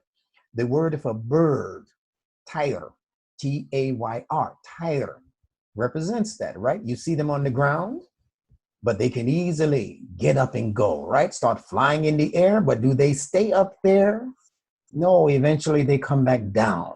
So the bird is a thing that goes up and comes down. Did you see the word, English word, tower? See, tower? Sounds like the word for bird, right? Tire, right? Why? Because the tower, you go up into the tower, but you don't go up into the tower to stay up there. You go up in there and you come back down. You see the word tour, T-O-U-R? I'm giving you English words now. You don't go on a tour to stay on tour. Ask the average band. You get tired of staying on tour. You go on tour so that you can come back down, right? Go home. Or you take a tour of the museum, not to stay in the middle of the museum, gawking and gazing at the, no, you go on the tour and the tour guide says, well, this concludes the tour. I've taken you up into the secrets of the museum and the knowledge of the museum, and now I'm going to let you back down so that you can go home, right? So that towel, everywhere you find it in the beginning of an Arabic word, it's going to have that indication. We have the word tier, T-I-E-R, same thing. And we have the Arabic word for mountain called tur. In the Quran, Tur is Sinin, and the mountain of Sinai, right? Did Musa go up into the mountain? See, Allah is giving us the meaning for the words he's putting in the Quran in the depiction of the activity taking place. Musa went up into Mount Tur to receive revelation, but not to live there. He went up there just like the bird goes up to the sky, huh? To come back down with the goodies. Tur is Sinin. And finally, the letter Ra alludes to fast movement and elevation. If you say the letter Ra carefully in your mouth with that trill, like the Latino people give it, when they say ruffles have ridges, or whatever, right? You can feel the fast movement of the tongue. And you can also feel the elevation of the tongue as it trickles or trills across the top palate. Okay? So it is also something that not only moves fast, but also reaches an apex. It represents a particular level of elevation. Now, all of these ideas, I get excited about this. All of these ideas are built into this one little Quranic word. So you could, the average one of you, I'm convinced, if you would just pay attention to what I have put into the Lunetics book about the meanings of these letters, you could teach khutbah after khutbah after khutbah. And I mean male and female. It doesn't have to be Jummah. You could teach ta'aleem after ta'aleem after ta'aleem. You could teach a home lesson session, whatever, at home during the reunion or whatever. You could teach on this one word, fa, ta, ra, fitra. Because all you have to do is think about all of the reasons for why these letters mean what they mean, and then factor that into your conversation or into your book, which hopefully more of you will start to write. We're not going to waste this information. This is the inheritance that Imam Muhammad wanted us to come into. This is part of it. Other people are bringing other parts. This is my contribution, inshallah. So the word fitra gave us the English word pattern. Most of you know this already, all right? Because the F interchanges with the English letter P, just like in language, where in English we say father, but in Latin we say pater. Means the same thing. We talk about a paternity suit. That's against the dad, right? Against the father. So F and P are interchangeable, all right? You see the T in pattern, you see the T in fitra. You see the R in pattern, you see the R in fitra. The N is a suffix. It was not an original part of the word. So the original idea is in the connection between fitra and pattern. And the original idea behind the PTR in Western languages or English language is that it also was representative of what was called in the Greek language, Petra, P-E-T-R-A, Petra. And Petra means stone or rock, as in the term petrified. He became petrified, right? So what do they mean by rock? They mean created matter. That's what fitra is. It's an understanding of all of the various patterns that God has clocked into created matter. Wherever you see matter, it has a pattern. And the pattern, now we have the extra added bonus of understanding that fitra begins with a letter that means to split. That means that somewhere in the fitra, there has to be the idea of a split. Where is that split? The split is between the form and the function of that object in the fitra. Isn't that beautiful? Now, I said here that it's the splitting open of the torus field. Now, if you did not get that precious lesson a couple of weeks ago that I did on the torus field and on the auric field, I'm going to let that be your individual homework. I'm not going to go through all of that all over again. It's a lot of information. Suffice it to say that this is an energy output that comes directly from inside of you around your heart region that's vibrating. And then it extends outside of the body. If you extended your arms out to your sides or in front of you, the main part of your toric field is about that distance all around you as an actual protection and an actual means of communication that God has given you, that this world of academia has not told you about, because they don't know about it, or they do know about it, but they know how precious that knowledge is, so they won't teach it to you and your babies. So it has to be your job to learn it and say, in addition to what they're giving you in public school, daughter, or what they're giving you in the college class, son, I want to introduce you to this idea, because this is also a part of God's fitrah. And you teach them about the torus field. Listen. In Surah At-Tin, the fig, what does Allah say? Watini was zaytun, waturis sinin. Stop there. By the fig, by the olive, and by the mountain of Sinai, turis sinin. If I'm right in my assessment of the connections in this logic, those three stratified areas should also match the stratified areas that I'm speaking about in your chakra system and in your body system. Now, if you understand what figs are, and Imam Muhammad has spoken on this many times, he was actually one of the first scholars to bring to our attention that figs are little seeds that are the equivalent, so to speak, of sperm, and that the figs themselves look like scrotum sacs, testicles, right? And within the fig are these minute seeds, just like within the scrotum are these minute spermatozoa. So the connection between the fig and the scrotum are glaringly, obvious. And then zaytun is the olive that has a single seed. Isn't it the woman's belly that can contain a single baby? So we're going up the scale now, right? What tini was zaytun. And that zaytun produces an olive oil. They're both fruit, but we're going up the scale. Now, if we go up just a little further, we're going to be in the area called the torso. Can you hear it? The torso, or the torus area. And that's no bull. So what teeny, it's all developmental. Was a tune, waturis sinin. That's your torus area.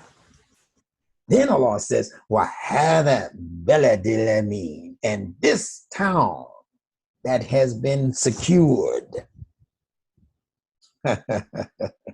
What town? The town of your intellect's functionality. Balad, my goodness. El-Amin. لَقَدْ خَلَقْنَا الْإِنسَانَ فِي أَحْسَنِ تَقْوِيمٍ. Certainly we have created the human being in the most excellent organizational design. Well, then that's got to be somewhere up here around that pineal, right? Watini, wazaytun, waturi sinin, wahada beladilamin, laqad khalaqna al-insana fi ahsani taqweem. My goodness, can't get enough. Let's continue. Now, in talking about the universe, we're still talking about respect for the feminine principle. Return to that respect.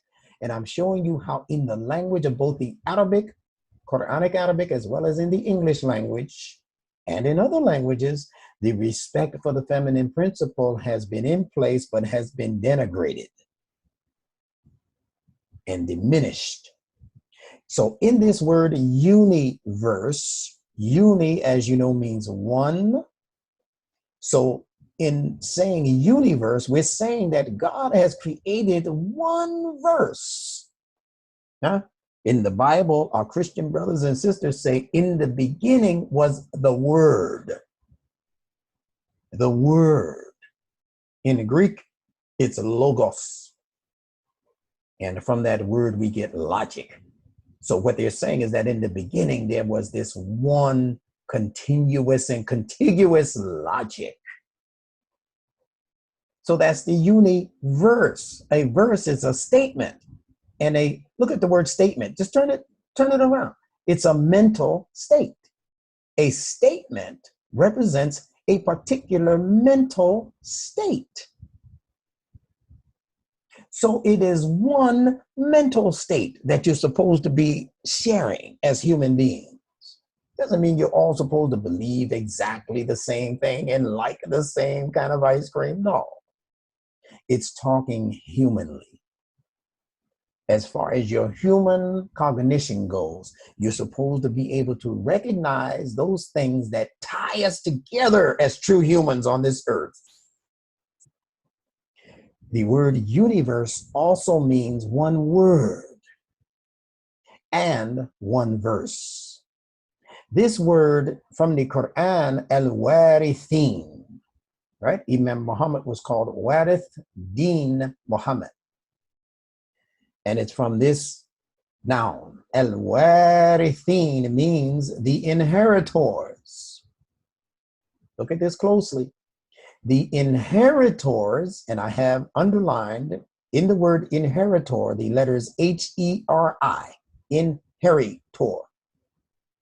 The inheritors are the heroes, H-E-R-O. Inheritor, H-E-R-I, hero, H-E-R-O.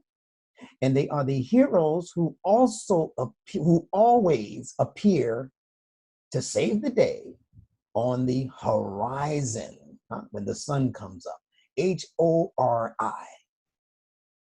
You see how this H-R, H-R, H-R permeates all of these words?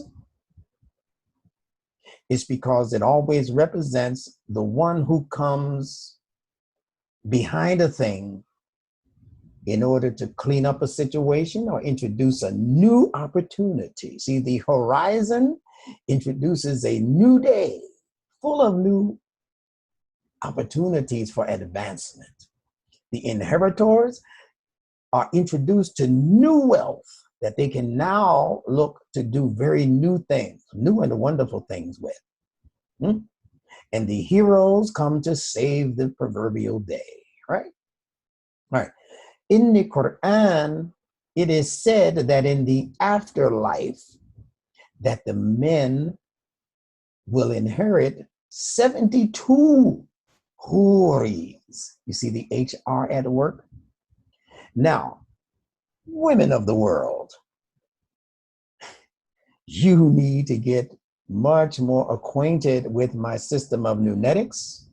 The more you become acquainted with it, the more you'll be able to battle Satan when he appears in front of you looking like your husband, looking like your imam, looking like these other misguided miscreants that are called male leaders in our society and in our community. I'm only talking about the bad ones now, not the good ones. The good ones, we give them all their credit, all their props. I'm talking about the ones who want to hold on to this gender discrimination thing and try to use the Quran and the religion of Al-Islam to justify it. Those creeps are going to eventually have to creep out and away from the environment that we occupy. There's a new day. There's a transition of energies taking place as we speak. If you can't hear it in my voice, just trust what I'm telling you. Trust me, I couldn't be this bold if it wasn't. I couldn't know what I know if Allah did not cause a shift in the paradigms of knowledge to take place during the tenure of Imam W.D. Muhammad, and Allah has accelerated those frequencies now that he's physically out of our presence. That's not what I'm telling you. That's what he said. He said that when you die, your soul is then freed by God to take on its full potential. He said that potential is limited while the person is here. The soul is, in a sense, locked up in prison and can only express itself as a power and an influence to a certain degree. He said, but once the person dies, that righteous soul is now free to begin to affect situations and circumstances with its frequency, because nothing ever disappears. That's what they tell you about energy, right? you can't kill energy. It just manifests or morphs into a different form. So the body is transient. The body dies. The body is buried. The body decays. But the soul goes on to still reach and achieve the level of excellence that Allah intended for it. And it goes on to influence others. Sounds a little spooky, I know, but it can't be any spookier than Jesus is the Son of God. It can't be any spookier than, it can't be anywhere as spooky as that. That God had a physical son through a physical woman who he creeped up on one night. And all of a sudden she ended up pregnant because, as a mistranslation of the Bible goes, she was overpowered by the Holy Ghost. In every court in this land, if you tell the judge that you as a woman was overpowered by this man and you became pregnant, they call that rape everywhere you go. So mistranslations of the Bible have the Spirit of God raping Mary. That's one of the reasons the Quran had to come. Straighten it all out. Let's continue. So I said all of that to you women to say this, that when you read this word, horis, and these jokers try to tell you that this is going to be the personal concubines of men who reach al-akhirah, who reach Jannah. Astaghfirullah. Yeah. They tell you that these horis, which are mistranslated as wide-eyed virgins, read all of the translations, go to corpus.quran.com and look up the surah, the ayat that has this term. There are several ayats that have the term horis, and look at how they translate it or mistranslate it. Wide eyes like pearls, white like pearls. Some of the hadiths say that their skin is so majestic that it is actually translucent. It's transparent. It says that you can see through them all the way down to the marrow of their bones. I asked the brothers around me, who in the hell wants a woman like that? Listen, if I can see your veins and corpuscles too much, not to mention seeing all the way through your skin, past your bones, into the marrow of the bone, that's supposed to be beautiful. These people have been hoodwinking us. We have to return to a respect for the feminine principle. Horis have nothing to do with women who become virgins every morning after the man has been with them the night before. That's what they tell us, and that's not the Quran talking. That's what these hadiths, these fabricated hadiths, have postulated.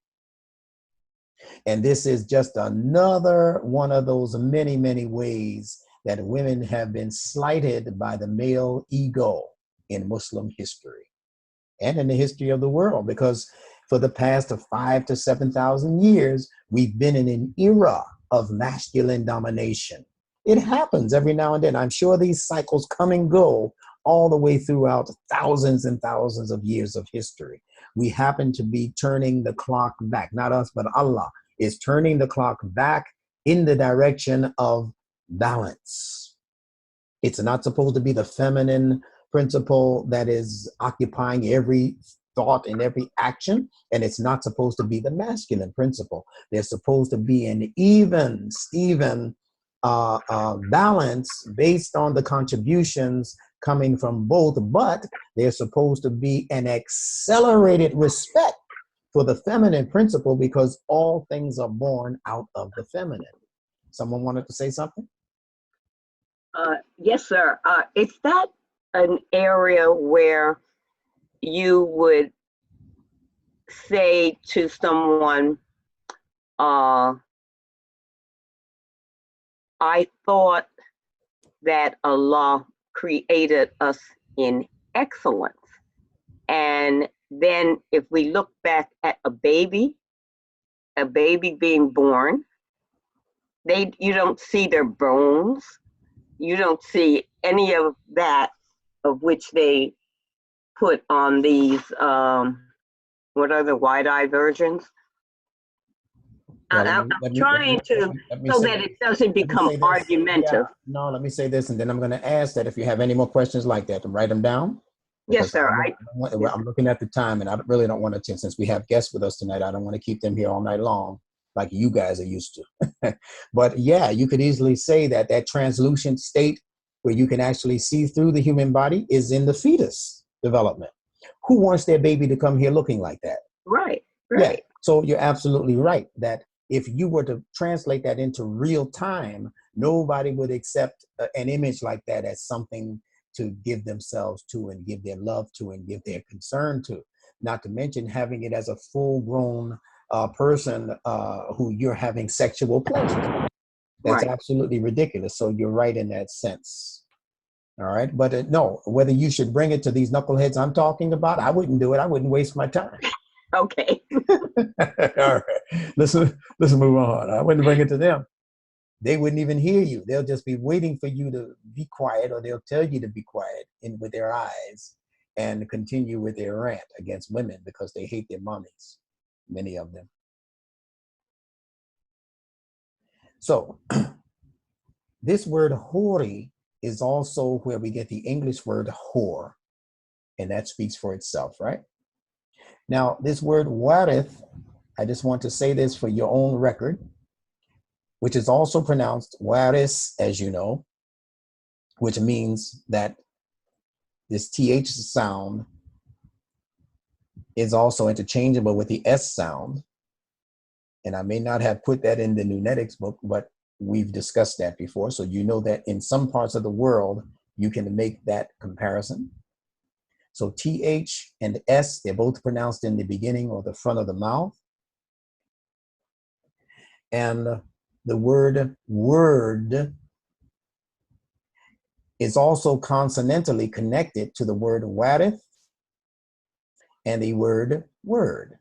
Now, what is that saying? If you're following the logic, it is saying that warith, if it means inheritor or to inherit, that means that you also inherit words. Didn't Imam Muhammad say words make people? Do you know that every sound that comes into your ears as frequencies are shaping the course of your very DNA? And that's why it's very important that you be careful what kind of words go into your mind and into the minds of your children through the television, through the radio, the music, the chit chat. You gotta be very, very careful of the words that you allow to come in and form your cellular structure. That's really what you're doing. Because these words are your inheritance. You inherit them, and you can actually pass those frequencies down to your children genetically. You can pass the disposition for what these words infer. You can pass that disposition down to your children genetically. But you can also change the course of those frequencies by what? The introduction of new frequencies, new language, new words, new concepts, new ideas, new logic. That's what makes us a new people.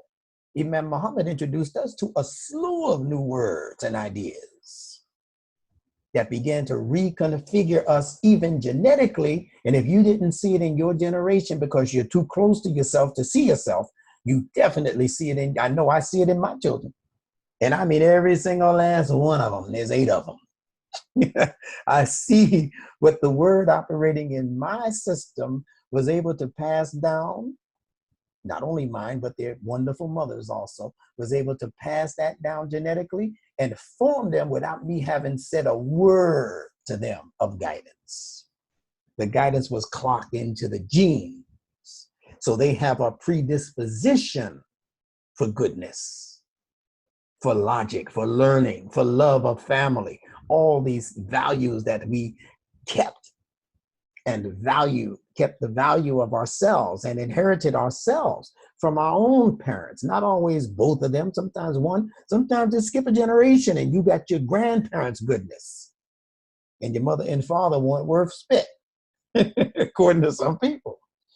It can skip a generation and still be your inheritance. This is a wonderful machine Allah created called the human being. So the word can be inherited, or the word can be inherited. If in the beginning was the word and it's still here, it's obviously something that can be inherited. The word wealth interchanges with warith, waris, word, and wealth, because the R and the L are interchangeable. The R in word and in warith, and the L in wealth are pronounced in the same part of the mouth. So word and wealth, TH and D interchangeable, L and R interchangeable. So word and wealth are the same thing. What does that mean? Tell your children, words make you wealthy.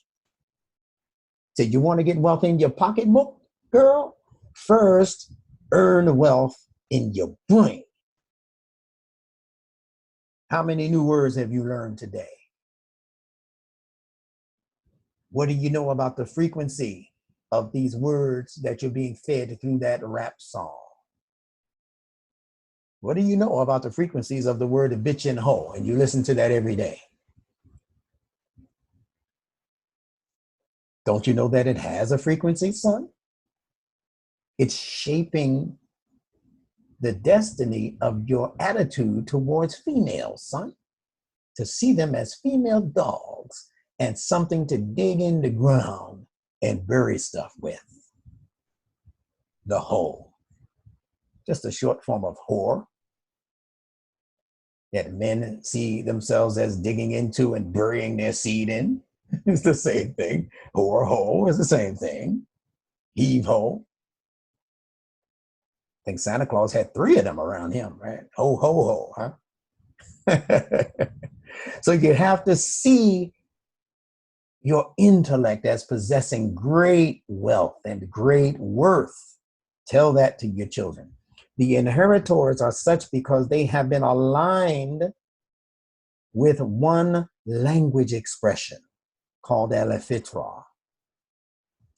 You can only inherit what God has for you when you decide to see the world through one lens. So that one lens is the universe, the lens that shows you one word, one verse. And that word that the universe shows you is the reason why your mind comes into wealth, but it's the wealth that God gives you. Your mind comes into worth, but it's the worth that God, it's not the worth that your professor will tell you. If you don't get this particular job that you've been going to school for, you ain't worth nothing. Don't let your professors and your parents and people tell you that stuff. You are still worth much if your mind is geared towards the pleasure of God. That might not have been your field. Try another field. Explore. Look around, ask around. Do different things. Volunteer to do different things and see if you like those things better than the thing that you're doing for money, but you hate it. Find out what your purpose is. Find out what your worth is. But the first worth has to be your contribution to your thinking. Tell that to your children. And make sure that that thinking is a part and is parcel of God's universe. Stop thinking in ways that separate you from everybody else. I want to be a blood. I want to be a crip. I want to kill people. I want to be a gangster. I want to be a hoe. I want to be a bitch. Really? All of these things that distinguish you, all right, but they distinguish you as being the lowest of the low, as Allah says in the Quran. Asfala safilin. No, see yourself as being a part and parcel of the dignity that Allah has created throughout his entire universe.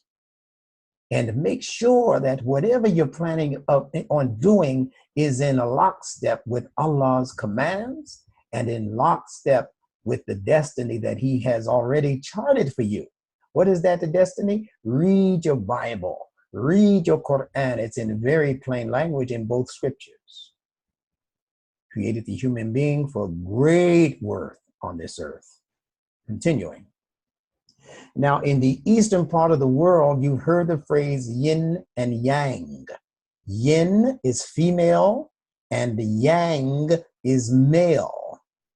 Now, if your fitra brains are in operation, you would be saying to yourself, the only difference between these two words is that this word has a G, a hard G sound, right? This one doesn't, but it has the Y, it has the N, but that's female. This has the Y and the N, but that's male. So what's making this male? It has to be this G. So now you know that G is a masculine letter. You see how easy that was? That was an easy lesson, right? So if they added this to this, okay, and this, the yang already, yin is already in yang. So yin is 3 letters, yang is 4 letters. Yin must have came first. Isn't that what I told you at the beginning of this conversation? Min nafsin wahida, created you from one feminine substance, one feminine soul. And then out of that came this guy, the G, the G code guy, right? Yeah, the gangster, right? Now, so the universe, as I told you in a previous class, is also the yoniverse. See, the prefix uni comes out of the Sanskrit word yoni, and the yoni means vagina. Yoni means vagina. Very often when you see letters that begin with Y or with V, they're going to end up representing something feminine. You might say, but yang has Y. That's the male, isn't it? Yeah, but ask any person who knows about the development of the embryo into the fetus, etc. Ask them what that doggone little piece of life started as, masculine or feminine. They're going to say feminine for sure. Weeks later, it differentiates itself and becomes masculine if it's going to be a boy. So even within the interior of our mother's wombs, the feminine life form is the first to develop by the grace of God, by the command of God. So you're living in the yoniverse. Don't say that in your college class, though. Don't just scream that out in front of the professor. You'll think you're being perverse, right? But you're living in the yoniverse. This is a Sanskrit word. So what is this saying? That a verse is a statement. So the yoniverse represents statements that are designed to give birth. See, this is the yoniverse. That means this whole complex that we're calling creation, that we're calling the universe, el-alamin, if you see it that way, then these systems of knowledge that are around you, that science has called the universe, all of that information that you're learning from the universe is designed to bring birth to your mind through the birth of new ideas. If you are not waking up every day with a new idea, you're brain dead. Especially if you've been under what I've been saying, and forget me, if you've been under what Imam Muhammad has been saying, and you don't have any new ideas each day, I don't mean each week, I don't mean just for Jummah. I mean, every day your brain should be pulsating with new ideas. You people under Imam Muhammad should be the most inventive human beings on planet Earth. You should be coming up with an invention once a week or once a month at least. Well, instructor, are you doing it? I sure am, but I'm doing it in language. And if you've been with me, you know it. Every time you visit me, you walk away with something that you didn't hear before. And sometimes I invented it right before I started talking to you, or as I was speaking to you. Allah gave it to me, and he gives it to whomever so he pleases. And he has given much to you guys. I know it when I hear it. So you're living in the universe is the point. When we talk about Yawm, that's an Arabic word that means new day in the Quran. Yawm ad-Din, the day of judgment. Yawm represents a new day as the sun begins to rise over the horizon.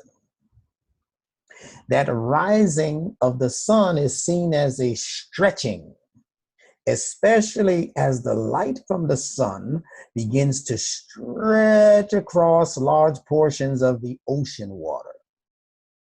That's how this word came into vogue. Yawm means the stretching, and the stretching of that light that is being contained within the water, the M, the meme. Meme is the Arabic letter that means water. So Yawm is the stretching of the light across the water.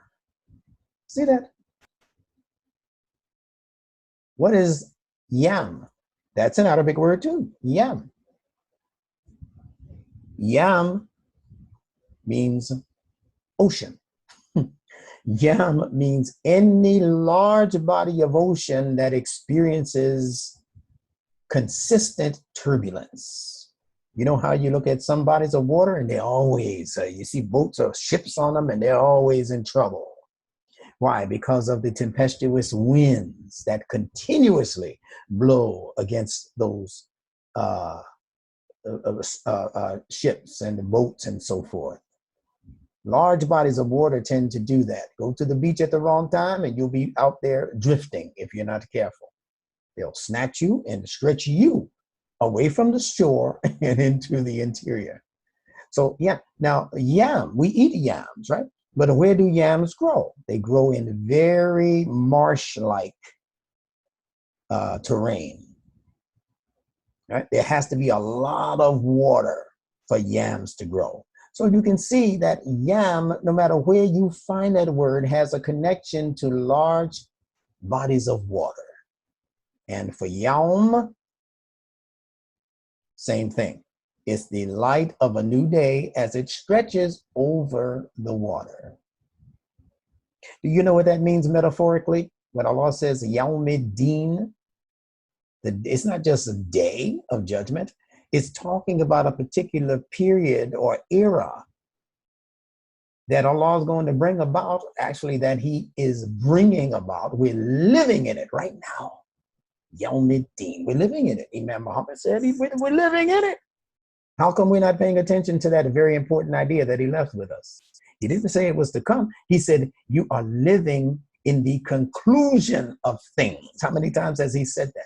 And not only to the Muslims, he said it at interfaith gatherings. We're living in what the Quran calls the day of judgment, or Yawm ad-Din, and also the day of standing, Yawm al-Qiyamah.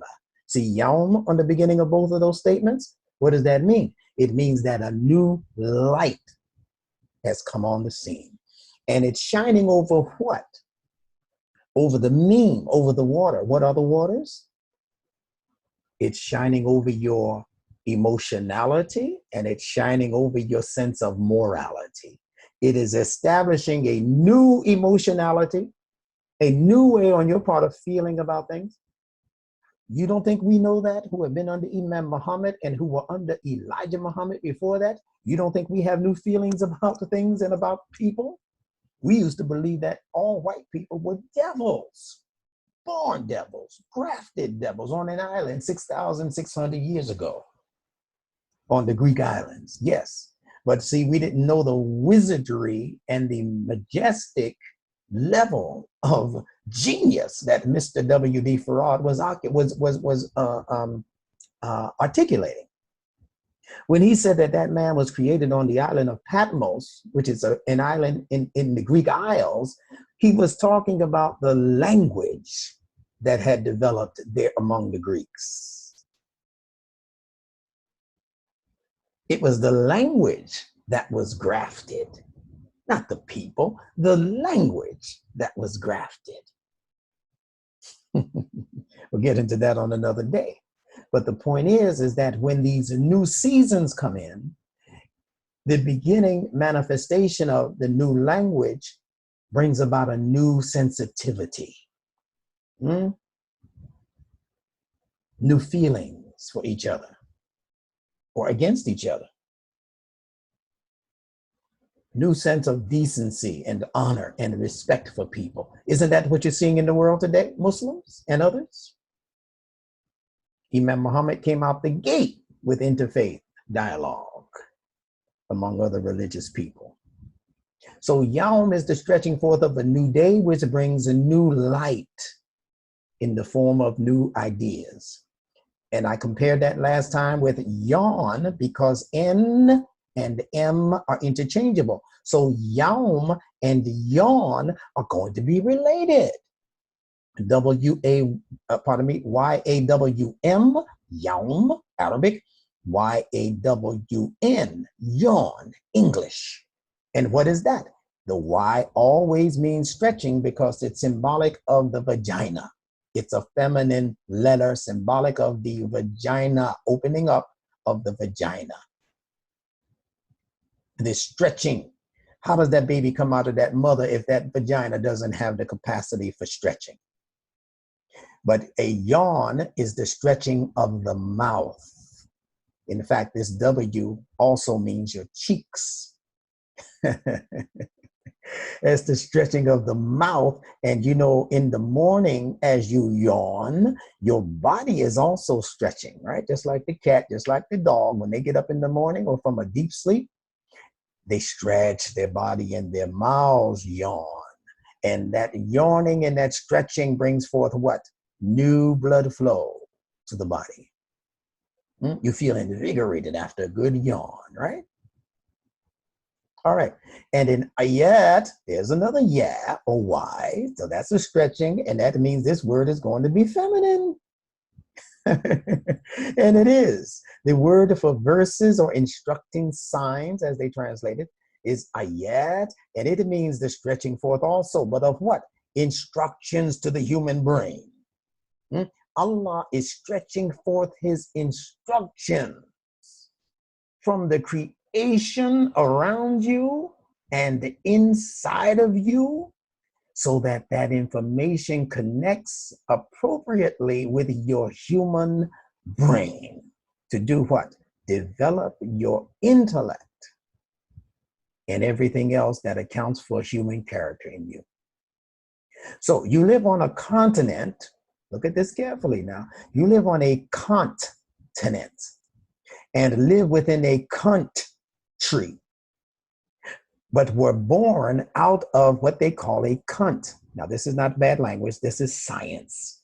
It's not a bad word. Look it up in the dictionary. They made it a bad word. But look, it's right here. Continent, country, and cunt. All of these words are feminine. The continent you live on is feminine. Why? Because it gives birth to many, many people. The country you live in is feminine. Why? Because your country gives birth to your countrymen and your countrywomen. And of course, the physical cunt gives birth to individuals, both male and female. But all of these are feminine entities. Allah says in the Quran, when he wants to create something, he has but to say kun, fayakun.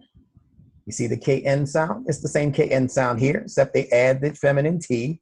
They add the feminine T. They add the feminine T to let their geniuses and the children and children's children of their geniuses know that this is a feminine property we're talking about. Let the people think what they want, but we're going to keep this knowledge under lock.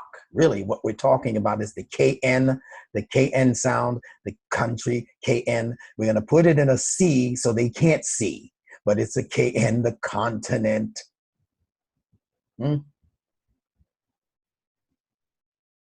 So you can fool some of the people some of the time, but you can't fool all of the people most of the time, or something like that. The day of fooling people is over, is the point. Let's continue. Now, Mother Nature, and we're going to try to conclude this very soon. Mother Nature in ancient Egypt was called the Metu Neter. The Metu Neter. In fact, there's a very good book out. If you go on maybe Amazon, you'll find it. I forget the author's name. I think Amun Ra is in his name, but he is a scholar par excellence. That's a great book for understanding these concepts also, from what I remember. But it means what we call Mother Nature. So you see Metu, anything with an MT has to do with the feminine principle. Mother has an MT, in this case MTH, same thing. It deals with the mother principle. The word mater, M-A-T-E-R, means mother in Latin. And the word matter, M-A-T-T-E-R, that we associate with the material world, makes the material world in whole, in total, it makes the material world feminine. You see the respect we should be having for the feminine? You're birthed into and out of the material world. So they came out with a movie called The Matrix. What were they trying to tell us? They were telling us that the Ma, you see, the Ma, the feminine principle, the MT if you want to include the T, but if not, the MO, the MU, the MA, the MI, wherever you find them, has to do with the feminine principle. And what are they saying about the feminine principle? They're saying that it has been tricked. Matrix, the matrix that they have created for us to live in has been designed to trick us out of our relationship with our mother, called Mother Nature, called El-Fitra in the Quran. Allah had to reintroduce the human being to his own mother in the Quran in 30:30 by telling us about El-Fitra and how the very deen that we're to be situated upon is Deen El-Fitra. It's the religion of your mama. The words nature, beginning with N, and the word mature, see? Beginning with an M, because N and M are both feminine numbers, letters, pardon me.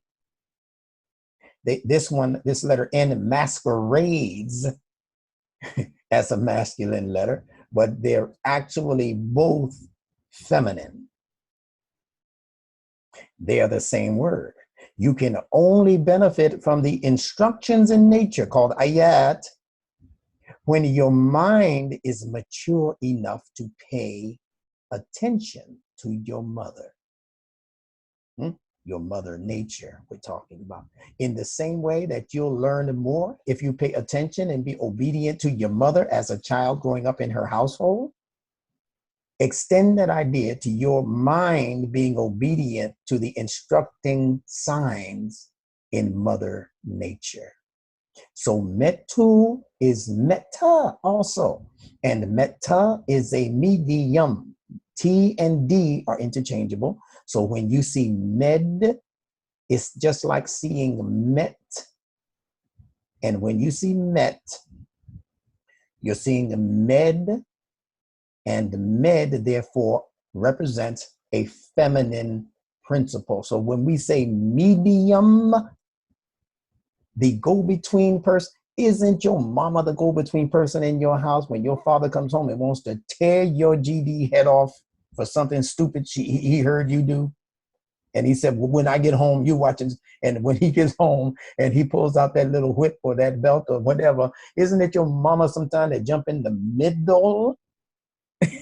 she mediates that whooping because your father might kill you. Some of the stuff we've done as children, you know? So she jumps in the middle. She's the medium. And we operate through the medium called nature. The word uswa in the Quran, USWAH, is a feminine word. What does it mean? It means medium. It means balance.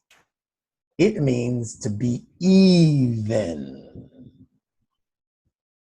It means to be level. You see the word eve in evening?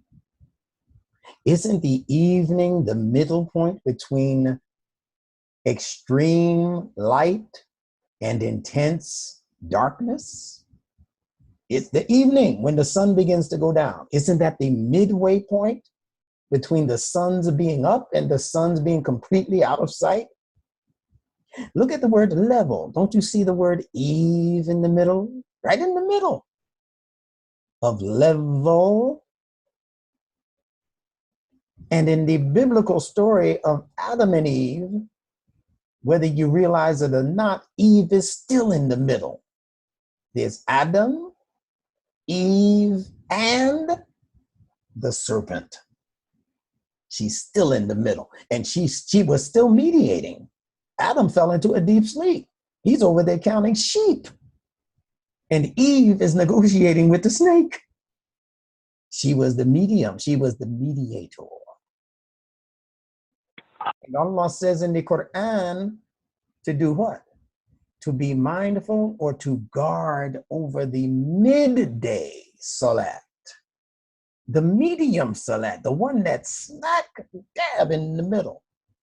Because if you are not careful of your middle ground, then enemies will see that as an opportunity to confiscate all of the rest of your ground. That's why you have to be careful of the middle. What's the middle portion of your body? Your torso. What the Quran calls your sudur. Do I need to show it? I guess I do. Your sudur. You see that word? You see the S? Consonants now. D, R. All right. Look at torso. You see the S? You see the T, which interchanges with the D as a dental, and the R? It's the same word. And the sudur is your torso area, the area of your chest or breast that houses some of the most precious organs necessary for the functionality of the body, especially the heart, the lungs. All of that is in your torso, in the sudur that Allah asks us to be careful of, because the whisperer is also in that region or seeking to come through the front gates of that opportunity. Huh?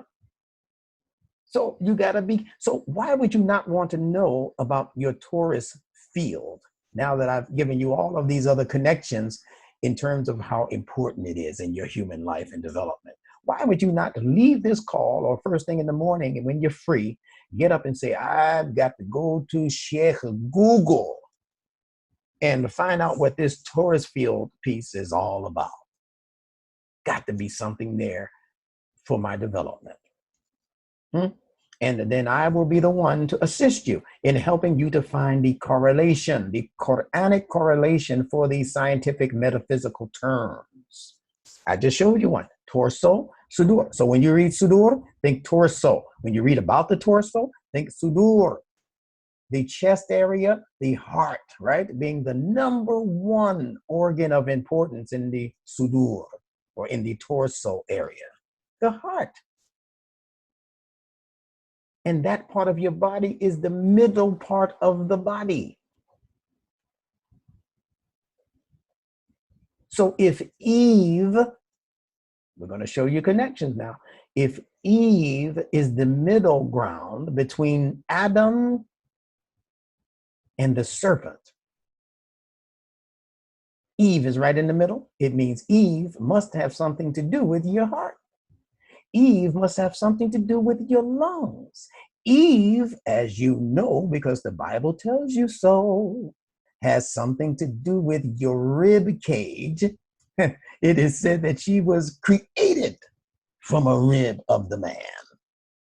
To let you know, she's in that center. The Muslim world talks about the sun, moon, and stars. Remember that, you Nation of Islam folk? The red background on the flag for the sun, and then the crescent moon, and then the star. That's the same thing as Adam, Eve, serpent. You see the shape of that crescent moon? That's nothing but a rib. It's a rib. You might say, well, you're wrong. In the Muslim world, it's just the crescent and the star. Buddy, we got you there. There's no sun. In some countries, they have green background on their flags, buddy, not red. So it's not the sun. There's no sun. There's no sun. Ain't no sunshine. You think you got me, right? I'm telling you that all of it is the scheme of Satan. The whole configuration is the scheme of Satan. If it wasn't the scheme of Satan, why would witches and warlocks wear it on their hats? What do you look like as a Muslim wearing the star and crescent still in 2018? After what Imam Muhammad told you all the way back in the early 80s about the star and the crescent being un-Islamic, not only non-Islamic, but un-Islamic, and you still want to wear it because your ring is so precious to your finger that you can't pull away from it. The reason there's no sun is for the same reason that they put Adam into a deep sleep. See, they've removed Adam from the picture in Genesis. And that's the same reason why they removed the sun from the sun, the moon, and star depiction among the Muslims. They were following the same scheme. That scheme means something. That sun represents the dawning of social intelligence in the people. They put social intelligence into a deep slumber. And when they put Adam into that deep sleep, according to the Bible, the only one who could speak for themselves was Eve. She had the dialogue back and forth with the serpent. So it's just the moon, the crescent moon, and the star. And the crescent moon is like it's cradling the star. That's also Mother Mary and her baby Jesus. They put that depiction, that symbolism all over the religious world, not just among the Christians, not just among the Muslims. Jews have it also in a different depiction. The ancient Egyptians had it in Mother Isis and her baby Horus. It's all over the world. They kept passing that down, passing the scheme down to the next people, to the next group of religious suckers. They kept passing it down until it finally reached the followers of Muhammad about 200 or 300 years after his demise. And the Crusaders picked it up innocently and held on to it as though it was straight from the Quran, when in fact it was straight from the shaitan. That crescent moon represents the dawning of your emotional life. Doesn't the moon have a pull on the tides? The waters, what do the waters represent? Your emotionality. So if the serpent was speaking to Eve, it represents your serpent logic speaking to your emotionality. What is your serpent logic? Your instinctive logic. See, there's your instincts, emotions, and then your mind. Your instincts, serpent, your emotions, Eve, and then your mind. Guard the middle, Salat. If you don't guard over your emotionality, if you don't cover Eve up in the proper garment, that instinctive life that says, I need to do what I need to do to survive, that serpent in you is going to make an appeal to your emotionality. And if your mind is not awake enough to catch the scheme, your whole life will be off kilter and you will be in need of that realignment that we spoke about earlier in this conversation. I'm going to wrap it up. I think I've been giving you enough, and enough is enough. So we're going to pick up from here. It won't be this weekend. I'll be away at the New Jersey convention, Mosqueers convention, the Mosqueers convention. So inshallah, in about another week from now, next Tuesday, inshallah, we'll open it up again to the public. Feel free, learners, to share this replay with anybody who you feel will appreciate this level of understanding and information. If they need explanations, I think everything will be built in. I'm going to send you the webinar as well as the audio recording that I'm recording here, and also the notes. So feel free, it'll all, as usual, be in one email package. Feel free to send it to anybody that you feel might appreciate it or who might need it, even if they might not appreciate it. Send it to your local imams, send it to your local sheikhs and sheikhers, and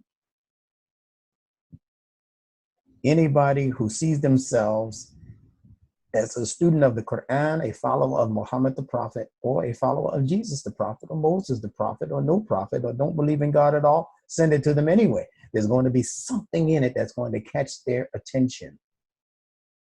And you would have done your job after that. That is your job.